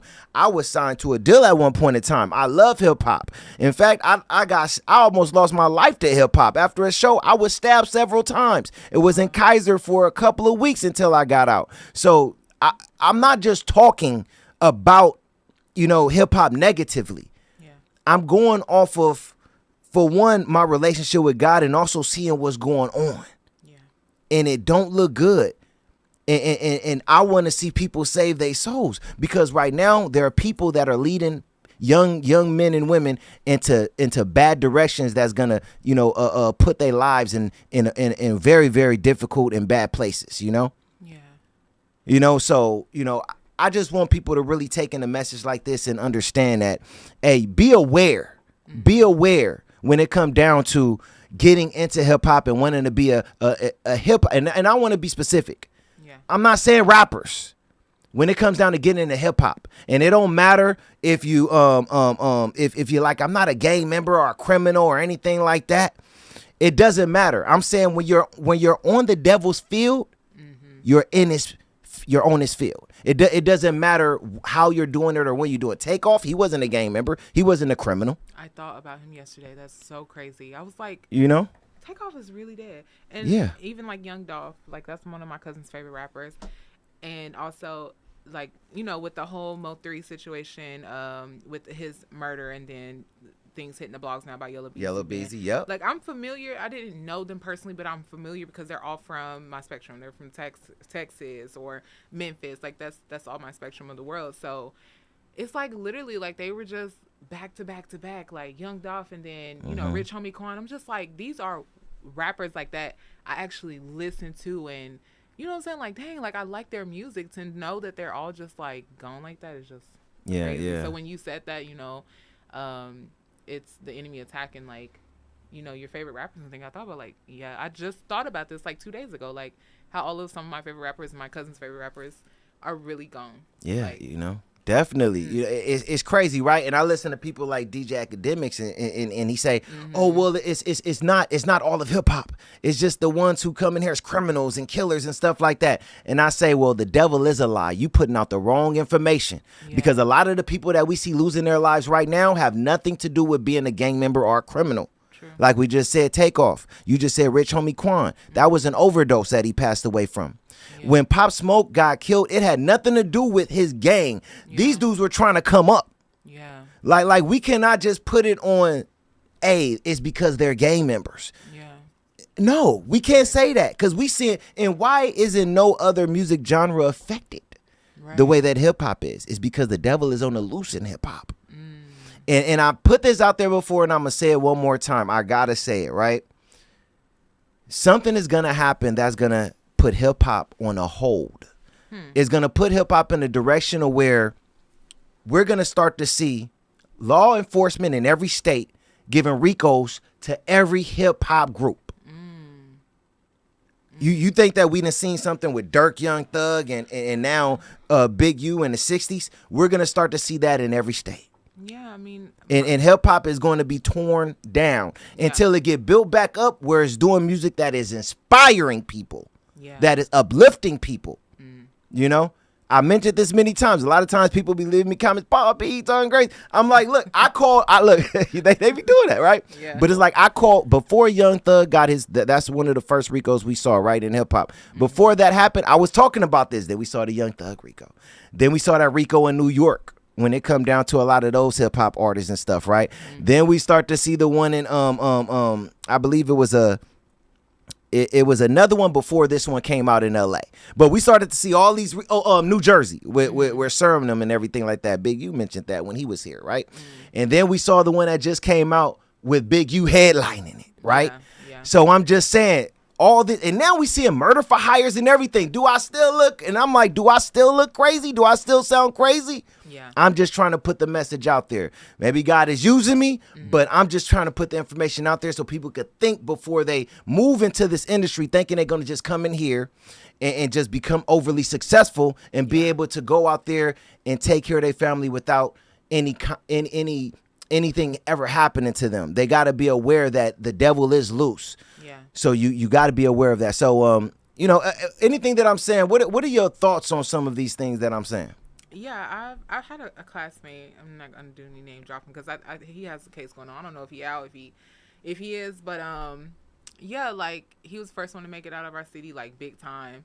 And as soon as he got signed, it's like boom, like all these charges just started coming from nowhere. And he was like actually making a difference, like for people that I grew up with, or aspiring artists from our city. Like he was like actually like showing us like, dang, like we could make it out of Arkansas and really do this. And then his success was just so short, you know what I'm saying? It's like, dang, like he was really doing it.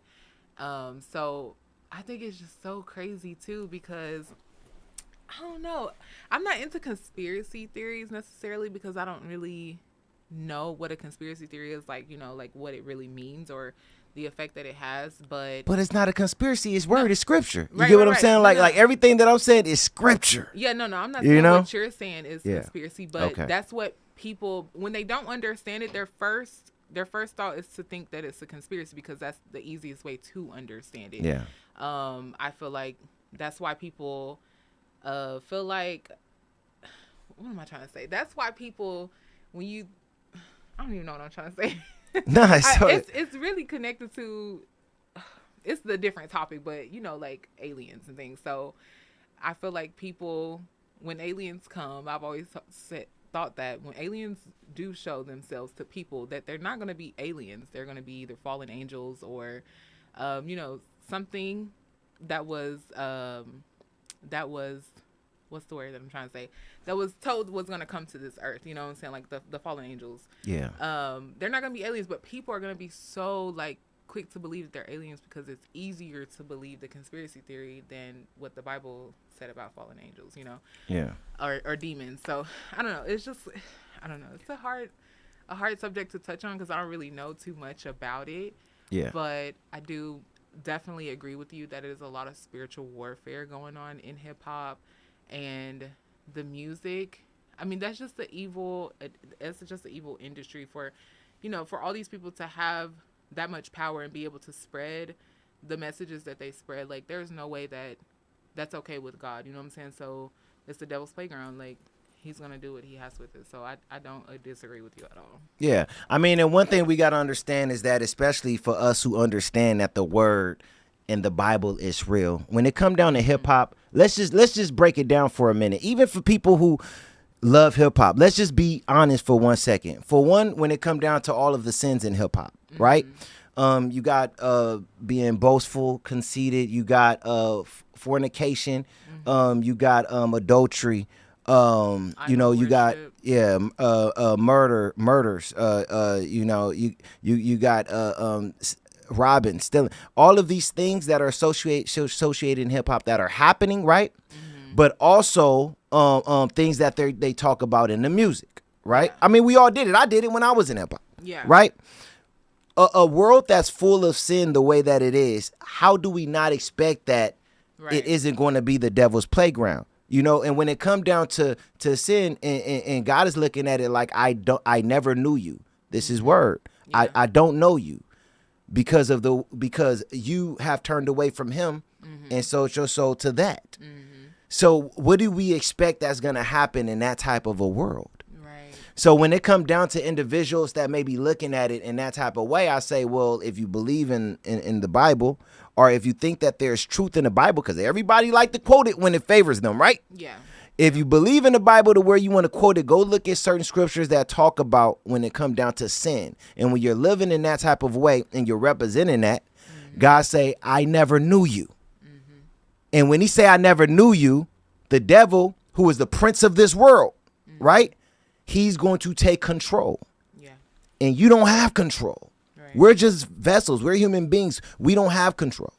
So that's where that come from. Just speaking. And I think the only way to change it is going to be for hip hop to fall all the way flat on the ground, which we see, to me, we're seeing. Yeah. And for it to be able to be uplifted back up.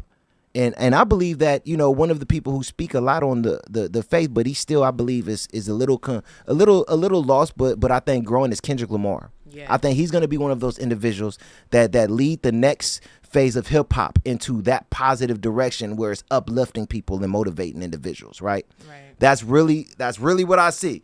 I be telling people God gave me the visions when it come down to that, you know?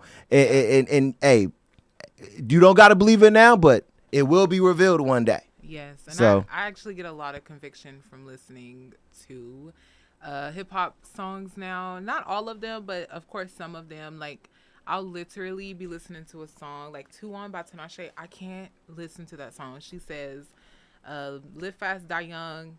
That's my choice. And just that don't sit well with me. I'm just like, every little thing I hear in a song now, if it don't sit well with me, I mean, think about it. They instantly call get themselves conviction. demons. Yeah. What kind of conspiracy are we talking about? They call Yeah. their own selves demons. Yeah. You better literally. believe them. Yeah, literally. So I'm real careful when it comes to that. But I want to know, like, what you think about, like, as far as like listening to music. They say that it has something to do with like it's one of our senses that it awakens or whatever. But like, how do you feel about like listening to music or listening to hip hop music or being convicted? Like, does everyone feel like they should be convicted of listening to certain songs? Because, you know, you're speaking these songs as you're rapping them and singing them and things. Or do you think if they don't feel the conviction, it's fine to listen to them? Well, I mean, I think that's a really great question, because this is one of the issues that I have with Mike Todd, which I think he's a good dude, and I think he's a good pastor. But when it come down to really focusing on, hip hop and some of the stuff that he do and play, I say, well, Mike Todd, where you're at with your faith, you may be able to listen to certain things and be okay and still walk a straight line, but you are leading a lot of new Christians, a lot of beginning Christians, to where they may be coming to your church and saying, oh, it's okay for me to still do that and live that way, when you're not really trying to put that information out there and say that, but that's the way that they're taking it. Yeah. So when it come down to that, I say, where are you at when it come down to the faith? Can you go and listen to something and turn it off and then go in your house and praise God and still have the same mentality of who you are when it come down to living in the faith? Or is that going to make you now want to go out and fornicate, or going to make you want to go and rob something, or going to make you start cussing and saying certain things that you shouldn't be saying when you're trying to live as a Christian?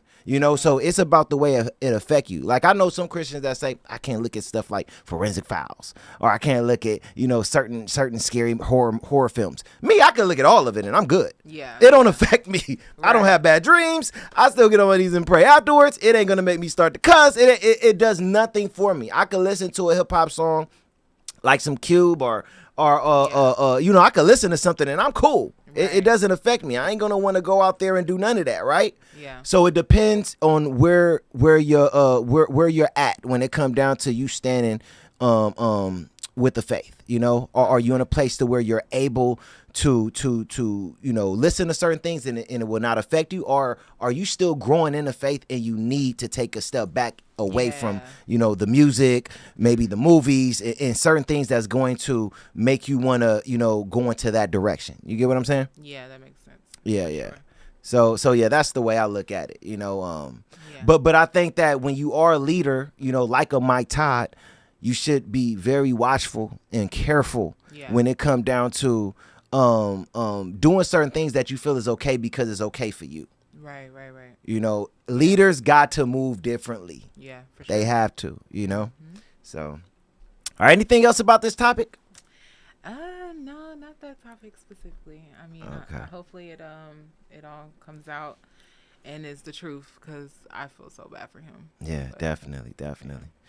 All right, so and also my condolences go to the family, because this just happened and it's terrible. That was someone's sister, mother, daughter, all of that. So definitely prayers out. Pray for the family. Pray for them in this time of need.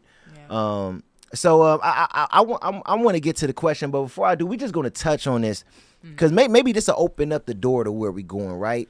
With this topic. So I just want to touch on this situation that happened with JuJu Watkins. And people may not know, JuJu Watkins, her grandfather is actually Ted Watkins.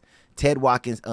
You've been to Watts before, where they have like they call it used to be called the Will Rogers Park, but now it's called the Ted Watkins Park. Oh, okay. Over there off of Central. Yeah. I've been to the Watts Towers. My ex, his mom stays right down the street from Watts. So. Okay, yeah. So yeah, her, so she got a lot of history of Watts. She's from Watts, right? Mm-hmm. So JuJu Watkins and man, shout out to JuJu, man. She just got hurt. Yeah, I've seen that. Yeah, sad. And that's like, right now that's my favorite player, JuJu. I love some JuJu, man. That hurt, but she gonna come back even stronger. But I wanted to play this, show this article a little bit. So they had a video where JuJu she went to go sit down by Jayden, who's a big time NFL player.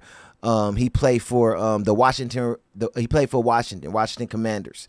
They was really great team this year and everything like that. So she went to go sit down and talk to him, and next thing you know, you see moms come and sit right in the middle of them, basically saying y'all getting a little bit too close, right? Cock blocking. Yeah, basically.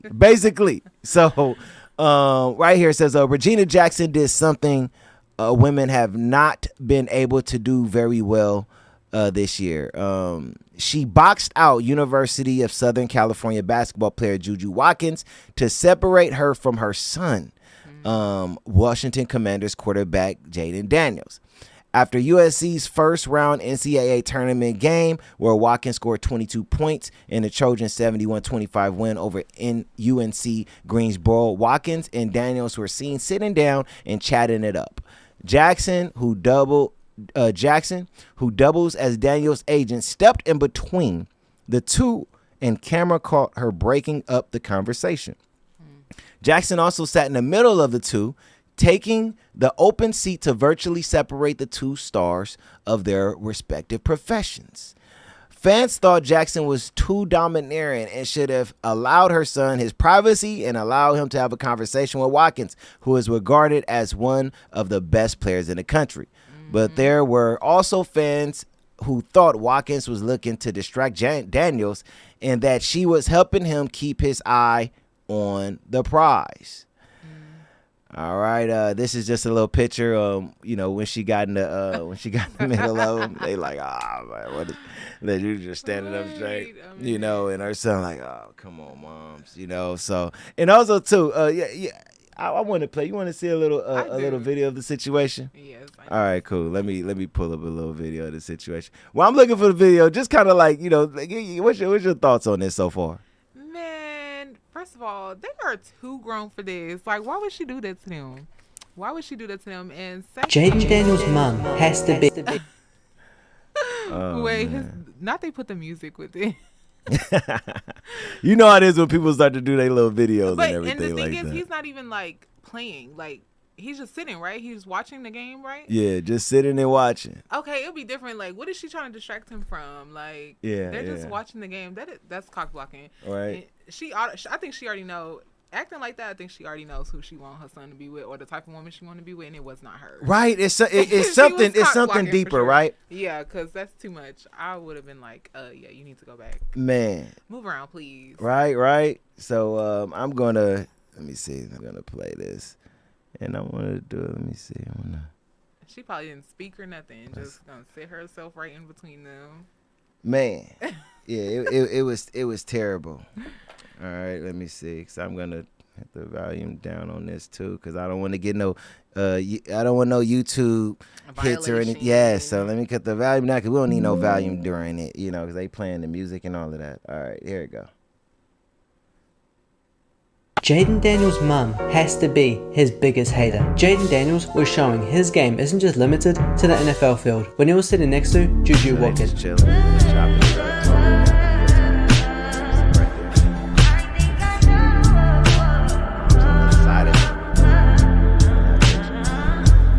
But then boom, here comes JD's mum blowing up the whole play. Just sitting right in the middle of their conversation, clearly saying, watch the game. Like that's a flag on the play for sure. Personal foul. That's crazy. Like she sent that boy right to the weather app. And he's like, you still, he's not even loud. Trying to look like he didn't just get Matumbo blocked by his own mother.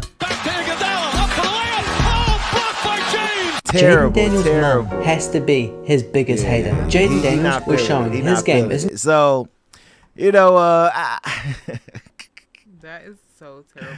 What do you like how would you, okay, let me bring, just in case, let me bring the volume back up and everything. I have been. So what are your thoughts? Have you ever been in a situation like that as a woman, and what would you feel as a woman if a guy you was interested in, his mother did something like that? Huge turn off. I mean, not to him, but I would definitely have that conversation with him. Like, hey, you need to check your mom's. Like, we in deep conversation. Like, we already got this connection, and you just let your mama get in between us. And not saying nothing is crazy because we too grown for that. Like, tell your mom, like, to sit on the other side of something. Like, bro, you're not about to. You just messing things up. So he definitely should have said something for them to be like. It's different. They're younger, but they're grown. Like, he should have said something like. He didn't speak up at all. Like, he just sitting there looking crazy. Yeah. Like, no, I don't care. My mama just would have had to be mad at me because I would have, like, scoot over and I'm sitting back right here. Like, he should have gotten in the middle and he didn't speak up at all. That's a turn off. Yeah, that's it crazy. looks like that's what she does often. Like, they had a complication, is what they call it, a compilation or whatever of her doing it multiple times. Like, her getting in between his little situation. That was all one setting. Oh, that was all yeah. Okay, I thought that was all one setting. Yeah. Yeah, that's a little much. He should have said something for sure. You know, when I see this video, I feel bad for JuJu, you know, the most, because JuJu to me seemed like cool, laid back, chill, and she seemed like a really good person. You know, who knows? Maybe she do like Jayden Daniels, but so what? Yeah. I feel like JuJu seemed like she's a good, successful woman. Right. I don't get the problem. You know what I'm saying? Like. I look at it like this, and it's like, okay, then mother, who do you want him with then? Because he's going to be with someone, right? You know, there's a lot of different girls out there in his world looking for baby daddies, you know, to support them. And would you prefer one of them? Because I'm confused. Yeah. This is JuJu Watkins. I'm confused. You know, his mama probably been doing that his whole life. Like cock blocking, but she seems so mean. Like, why she looking at the camera like that? Like, you know what I'm saying? Like, going off. Like, girl, like, calm down. Yeah. She probably was humiliated. JuJu was probably humiliated because I would have been. Then they got it on camera too. Like, that sucks. And especially if his mama's like not even nice enough to like speak to her, like say hi or anything. You just come sit in the middle of us and like make him scoot over. Like, I would have been looking at him like I literally me. I would have looked right past her and looked at him like, what is going on? Like, what are you doing? Oh man, do you have like an issue with like mama boys? Like, you know, do you have an issue with that? I don't have an issue with mama's boys. Okay. I wouldn't say I have an issue with mama's boys. I never dated a mama's boy like that. But I have been in a situation where it's like, okay, your mom's doing a little much. Like, she's doing a little too much. But no, I ain't never dealt with no mama's boy like that. Yeah, like, you know, and I ask that because that's what we hear a lot nowadays. You know, the girls really are not into like mama boys, mama's boys, and everything like that. And so I just always like to ask that question because you do see a lot of, especially in sports, a lot of these mothers who are very close to their sons, almost as if like they're in a relationship with their sons. Yes. You know, so that's what you kind of took from that, right? And I'm like, dude, it's like 20. I think Jayden Daniels is like 24, 25 years old. Yeah. And I'm like, bro, like, what's up with that? I don't see how girls do that because then it's literally like, you know, when you think of baby boy, you thinking like, is you with your mom or you with me? Like, I don't see how girls can do that. I could not do that because to them it's like, oh, I need to choose my mom first. She's my mom. You know what I'm saying? But it's like, but you're dating me and you're dating to marry me, or, you know, you're intimate with me. So like, why is your mom before me? Like, I don't see how girls could do it, but that must be a hard thing to deal with, having to deal with a mama's boy. Like, him always trying to please his mama before you is crazy. That's crazy to me, especially when, like, if we live together or we together and you know what I'm saying? Like, that's your mom. Like, you don't have to do everything she's telling you to do. And especially if it's going against me, like, yeah, that seemed like a hard situation.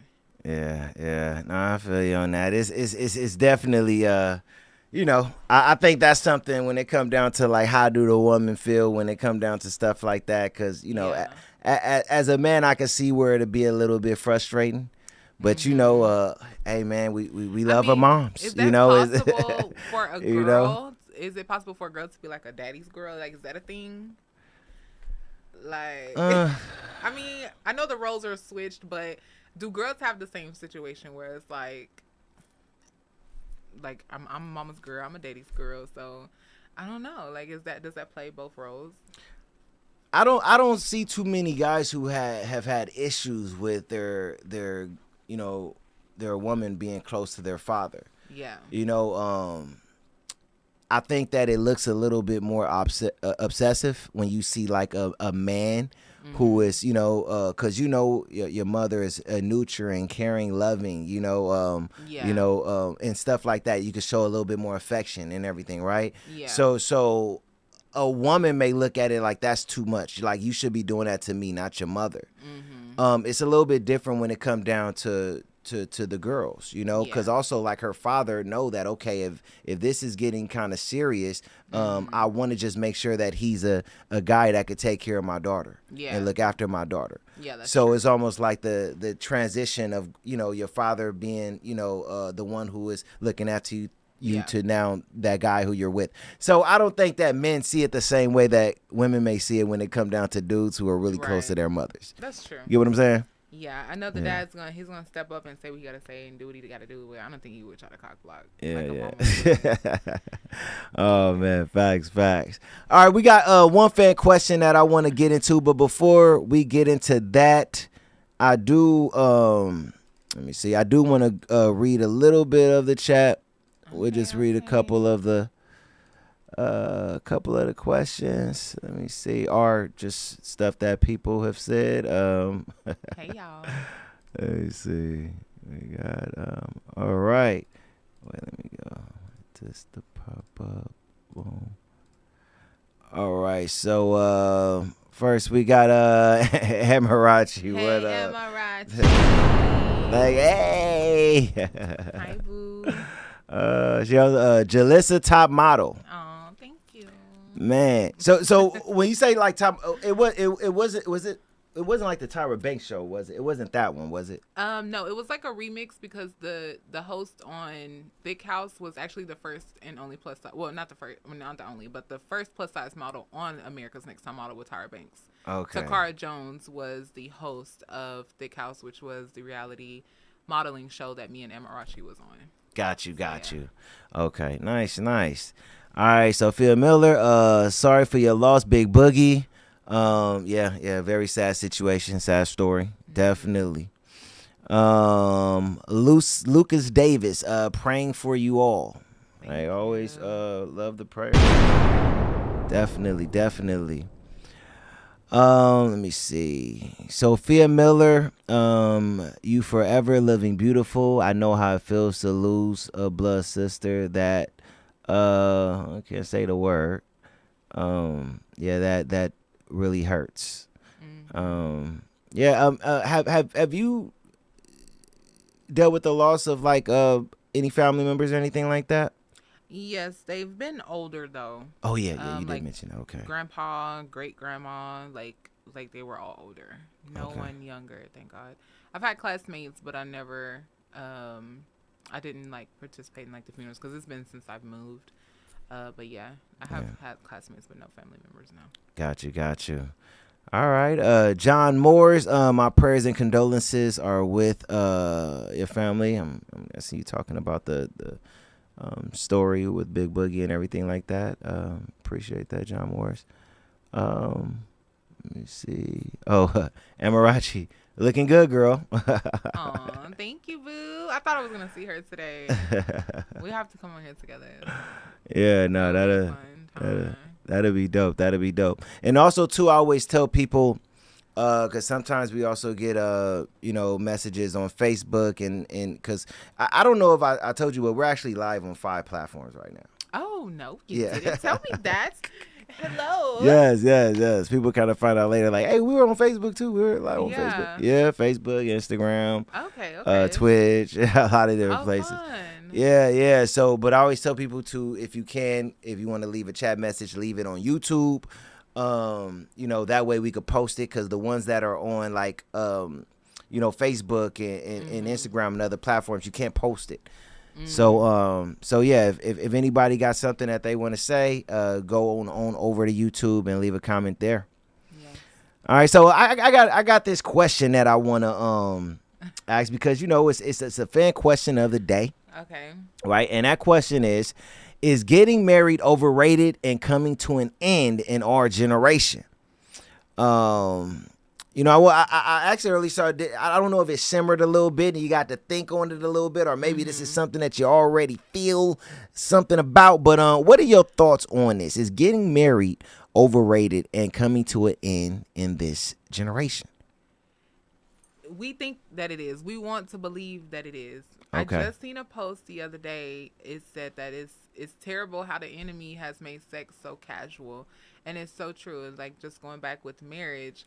I'm old fashioned. Like I said, I grew up with both my grandparents together, almost together 50 years. And I believe that marriage is still possible, and it's not, what did you say? It was overrated. Overrated, yeah. It's not overrated. And we are literally created to be, you know what I'm saying? We're created to have a husband and created to have a wife. Like, I don't think we were created to be separated. Like, we're supposed to have that one or whatever. So I think the generations, yes, that's what they want to believe. Not only has social media helped them believe that, but just the people around them just making it so casual to, have sex or, have a baby daddy, baby mama and stuff like that. Like, they've made that so normal. And I don't think that I wouldn't say that it's not normal, but I don't think that marriage is overrated because, like I said, I'm just old fashioned. I kind of grew up like thinking that marriage is supposed to be that way. But nowadays it's really sad. It's very sad that nobody feels like they have anyone, and everybody feels like, you know what I'm saying? Like, all men are the same, and that's so cliche, but they still believe that. And so I guess that's an excuse to just like mess around and sleep with a bunch of people. And that sucks, because it's like, I just can't imagine being 50 or 60 years old, Paul, and like still out here talking about like my baby daddy or like men ain't like they ain't worth nothing. Like, I'm just like, I don't know how they're gonna get from this, especially with the days of social media. Yeah. But I don't know how they're gonna get through this. But it's gonna be a lot of lonely people in the world. Man. I mean, I understand that marriage is hard and it's something you work for or whatever, but I don't think that it's impossible. Like, it's not overrated. It's not overrated to me. It still stands, and it still is a very important thing in this world. Sure. Yeah. I mean, it's good to hear that you look at it that way and not as overrated, because trust me, I done sat here at the table during panels and seen many women say it's overrated, you don't need to be married nowadays, I don't want to be married, and all type of stuff, right? But when it comes to me personally, I don't think it's overrated, because of where the world is at. Now I do see people getting married a lot less, right. Because let's be real, I'm just gonna keep it straight 100. People in today's day are more selfish, and want to focus on what they want individually, right? True. No one wants to work together in this generation. No one. Everybody wants to be the boss, and you can't build a winning team when you don't have structure and, let's be real, hierarchy. Yeah, you can't build a winning team that way, And look, even with me saying that people are so sensitive that they're going to take it the wrong way. Yeah. But this is scripture. Yeah. I didn't make this up. Yeah. When it come down to the hierarchy and stuff like that, it's the way God created us as men and women. Right. It's biology, Yeah. When it come down to God's structure, he's at the top, and then the man is the head, and then the women follow behind the men, and then the kids are after that. Yes. Most ladies hear that, they think that you're misogynistic. Yes. Just for calling out the structure of God. Yeah.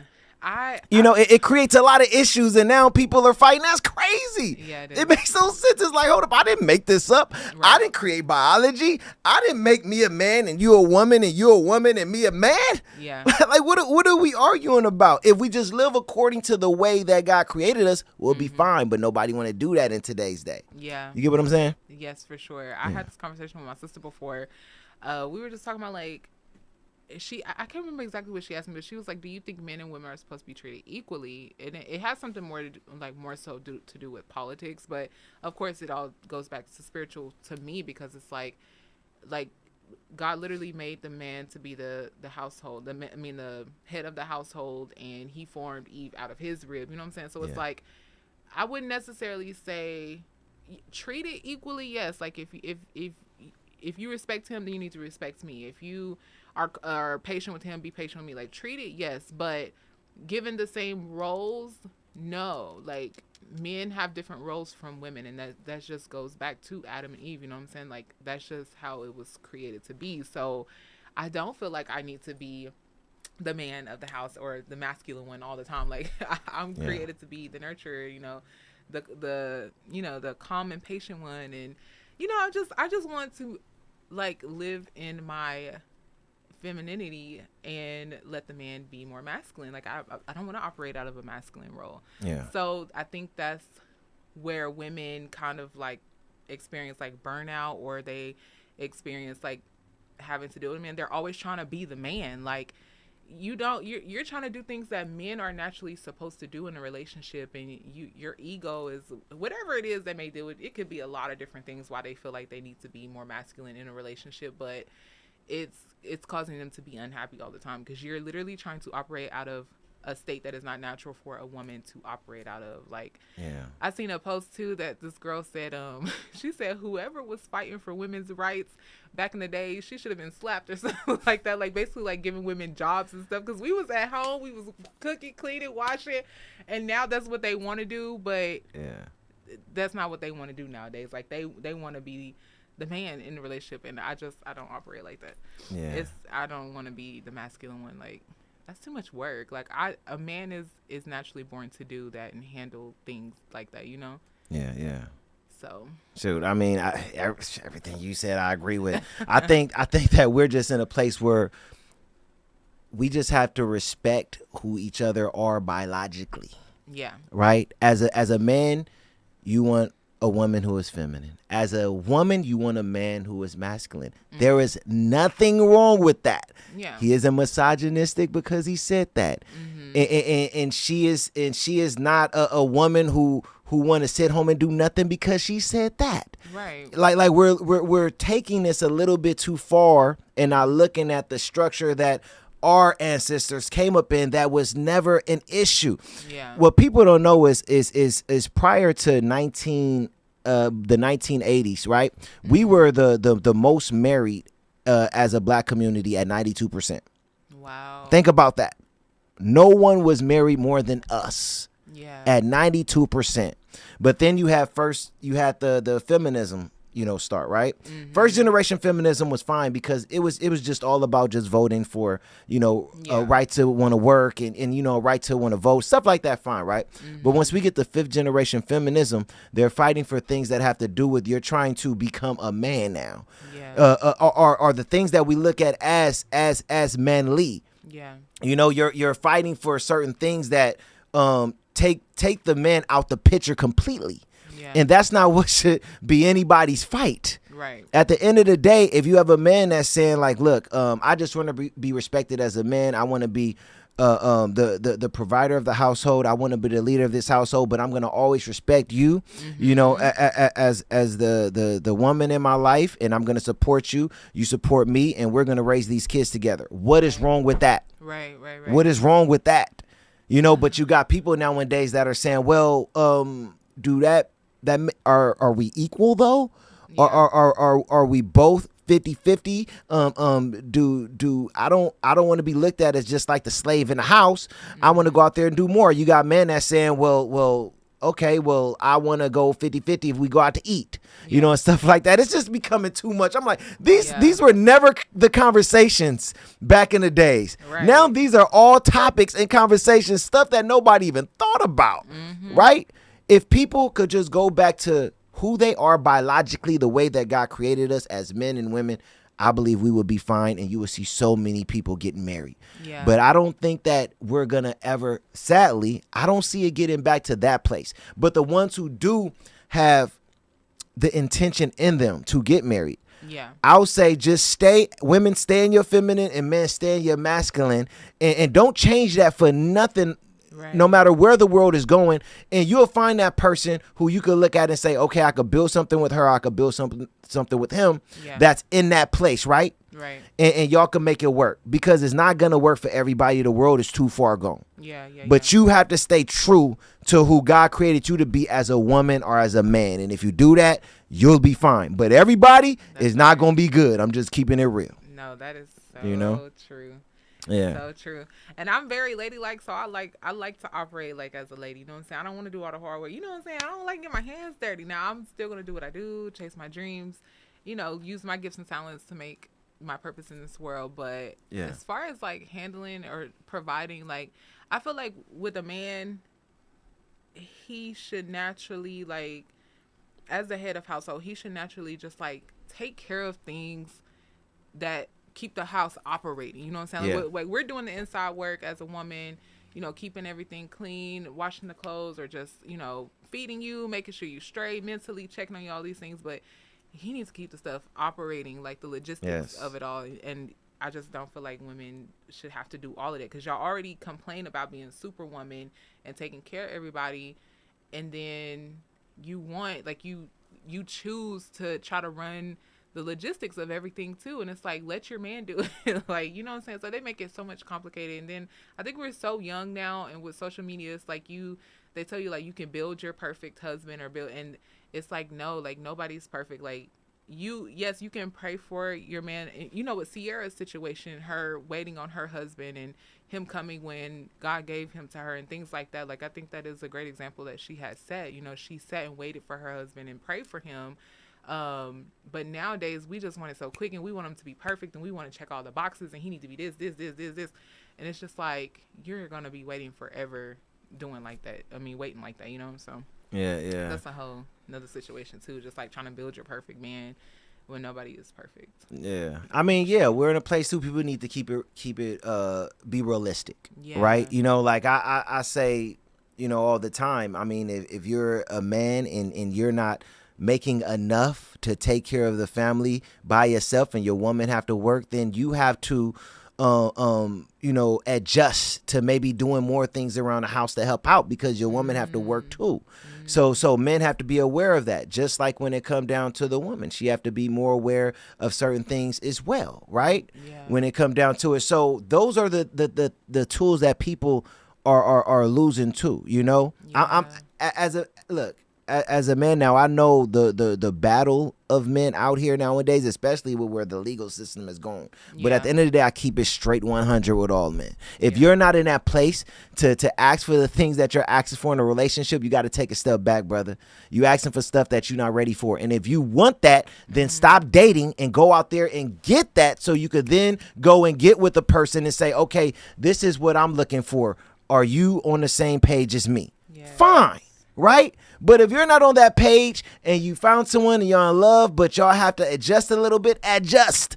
You can't be getting online looking at videos trying to say, well, I want this because they saying, a man should have this. Well, bro, you're not even ready for all of that. Man. She working just as much as you. Yes. You know what I'm saying? How can you be requiring that when she doing just as much as you doing when it come down to going out there and making bread? Yeah, right. So we got to be realistic too, and a lot of people are not being realistic. That's what I'm saying. We losing so much in what's going on in social media, and what's going on with our friends and family who we see on Facebook and Instagram and everything like that, and not looking at the reality of where we're at when it comes down to us as individuals. Absolutely. If we get back to that place and people are realistic, and you be in who you are as a man or as a woman, I believe we will be fine. But I just think that because with the next generation and where the world is going, it's going to be difficult for us as a whole to get there. That's why I tell people to focus on you and focus on like if you have kids or family members, focus on teaching the ones around you and putting that type of information to game out to them. Yes. But you can't say, we ain't going to be able to save everybody. Right. There's going to be a lot of people in their 50s, 60s, and 70s that is alone. It's just, it is what it is, so. Casual hookup is way too popular. It's too popular. That's all you gonna get. Yeah.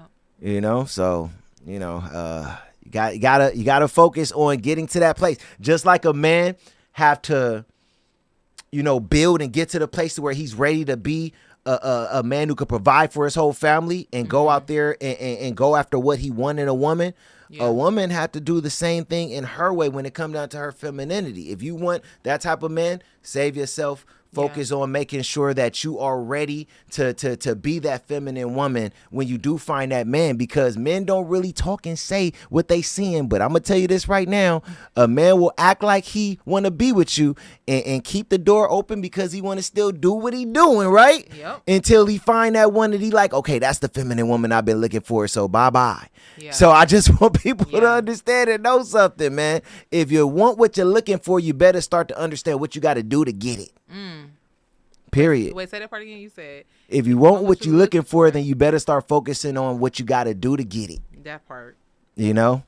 That part. Hey, anything else to say about this? No, I think we covered that one. We covered it pretty good, though. Yeah. Man, knocked it out the park. Okay. Yeah, but no, this was a great show, man. Actually, this is one of my favorite shows. Definitely, this was fun. This was dope. Anything you want to say? Any last words? Shout outs? Anything before we get up out of here? Yes, shout out to everybody who is watching that I share my link with. Thank y'all for hanging out with me. If I could leave with one word of advice, of course, like I said, live by faith and not by sight. And also, I just think y'all should really take the time this year to love on your loved ones and really just kind of let go of the control of where your life is going. I have learned that in this season 2 of my life, that I was just trying to control everything, and I've just been going with the flow, and I've never been at so much peace. Like, if I'm able to do it, I'm able. If I'm not, then I'll do it later, So it's like, just take the self-control away and give it to God and let him do it. And you will be at so much more peace. You won't feel so much stress. Like, I'm living day by day.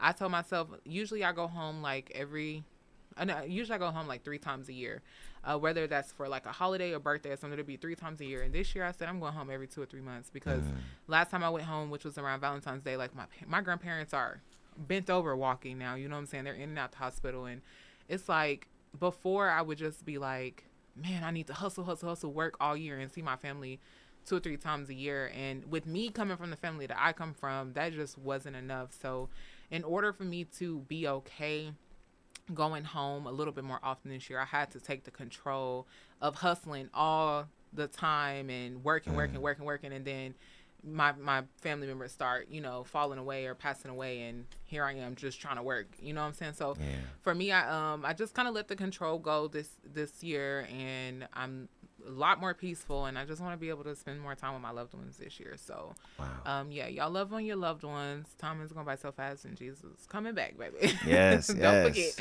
Amen to that. Amen. Just love on them while you can. Yes, man. Yeah, I had that's so much fun today. Great. I mean, shoot, I did too. And that's one thing that I loved about today, just speaking, both being Christians and also just, speaking his name, when it comes down to the faith, like that's a beautiful thing. I could never hear enough when it come down to that, right. So, hey, this is a great show. Appreciate you for coming through, Jalisa. Hopefully we could do it again, one day in the future. But this was amazing, and it was a lot of fun. So shout out to you. Hey, shout out to Marachi for setting this up and everything like that. Yes. Hey, it's your boy Paul P. Jalisa. Man, we love you.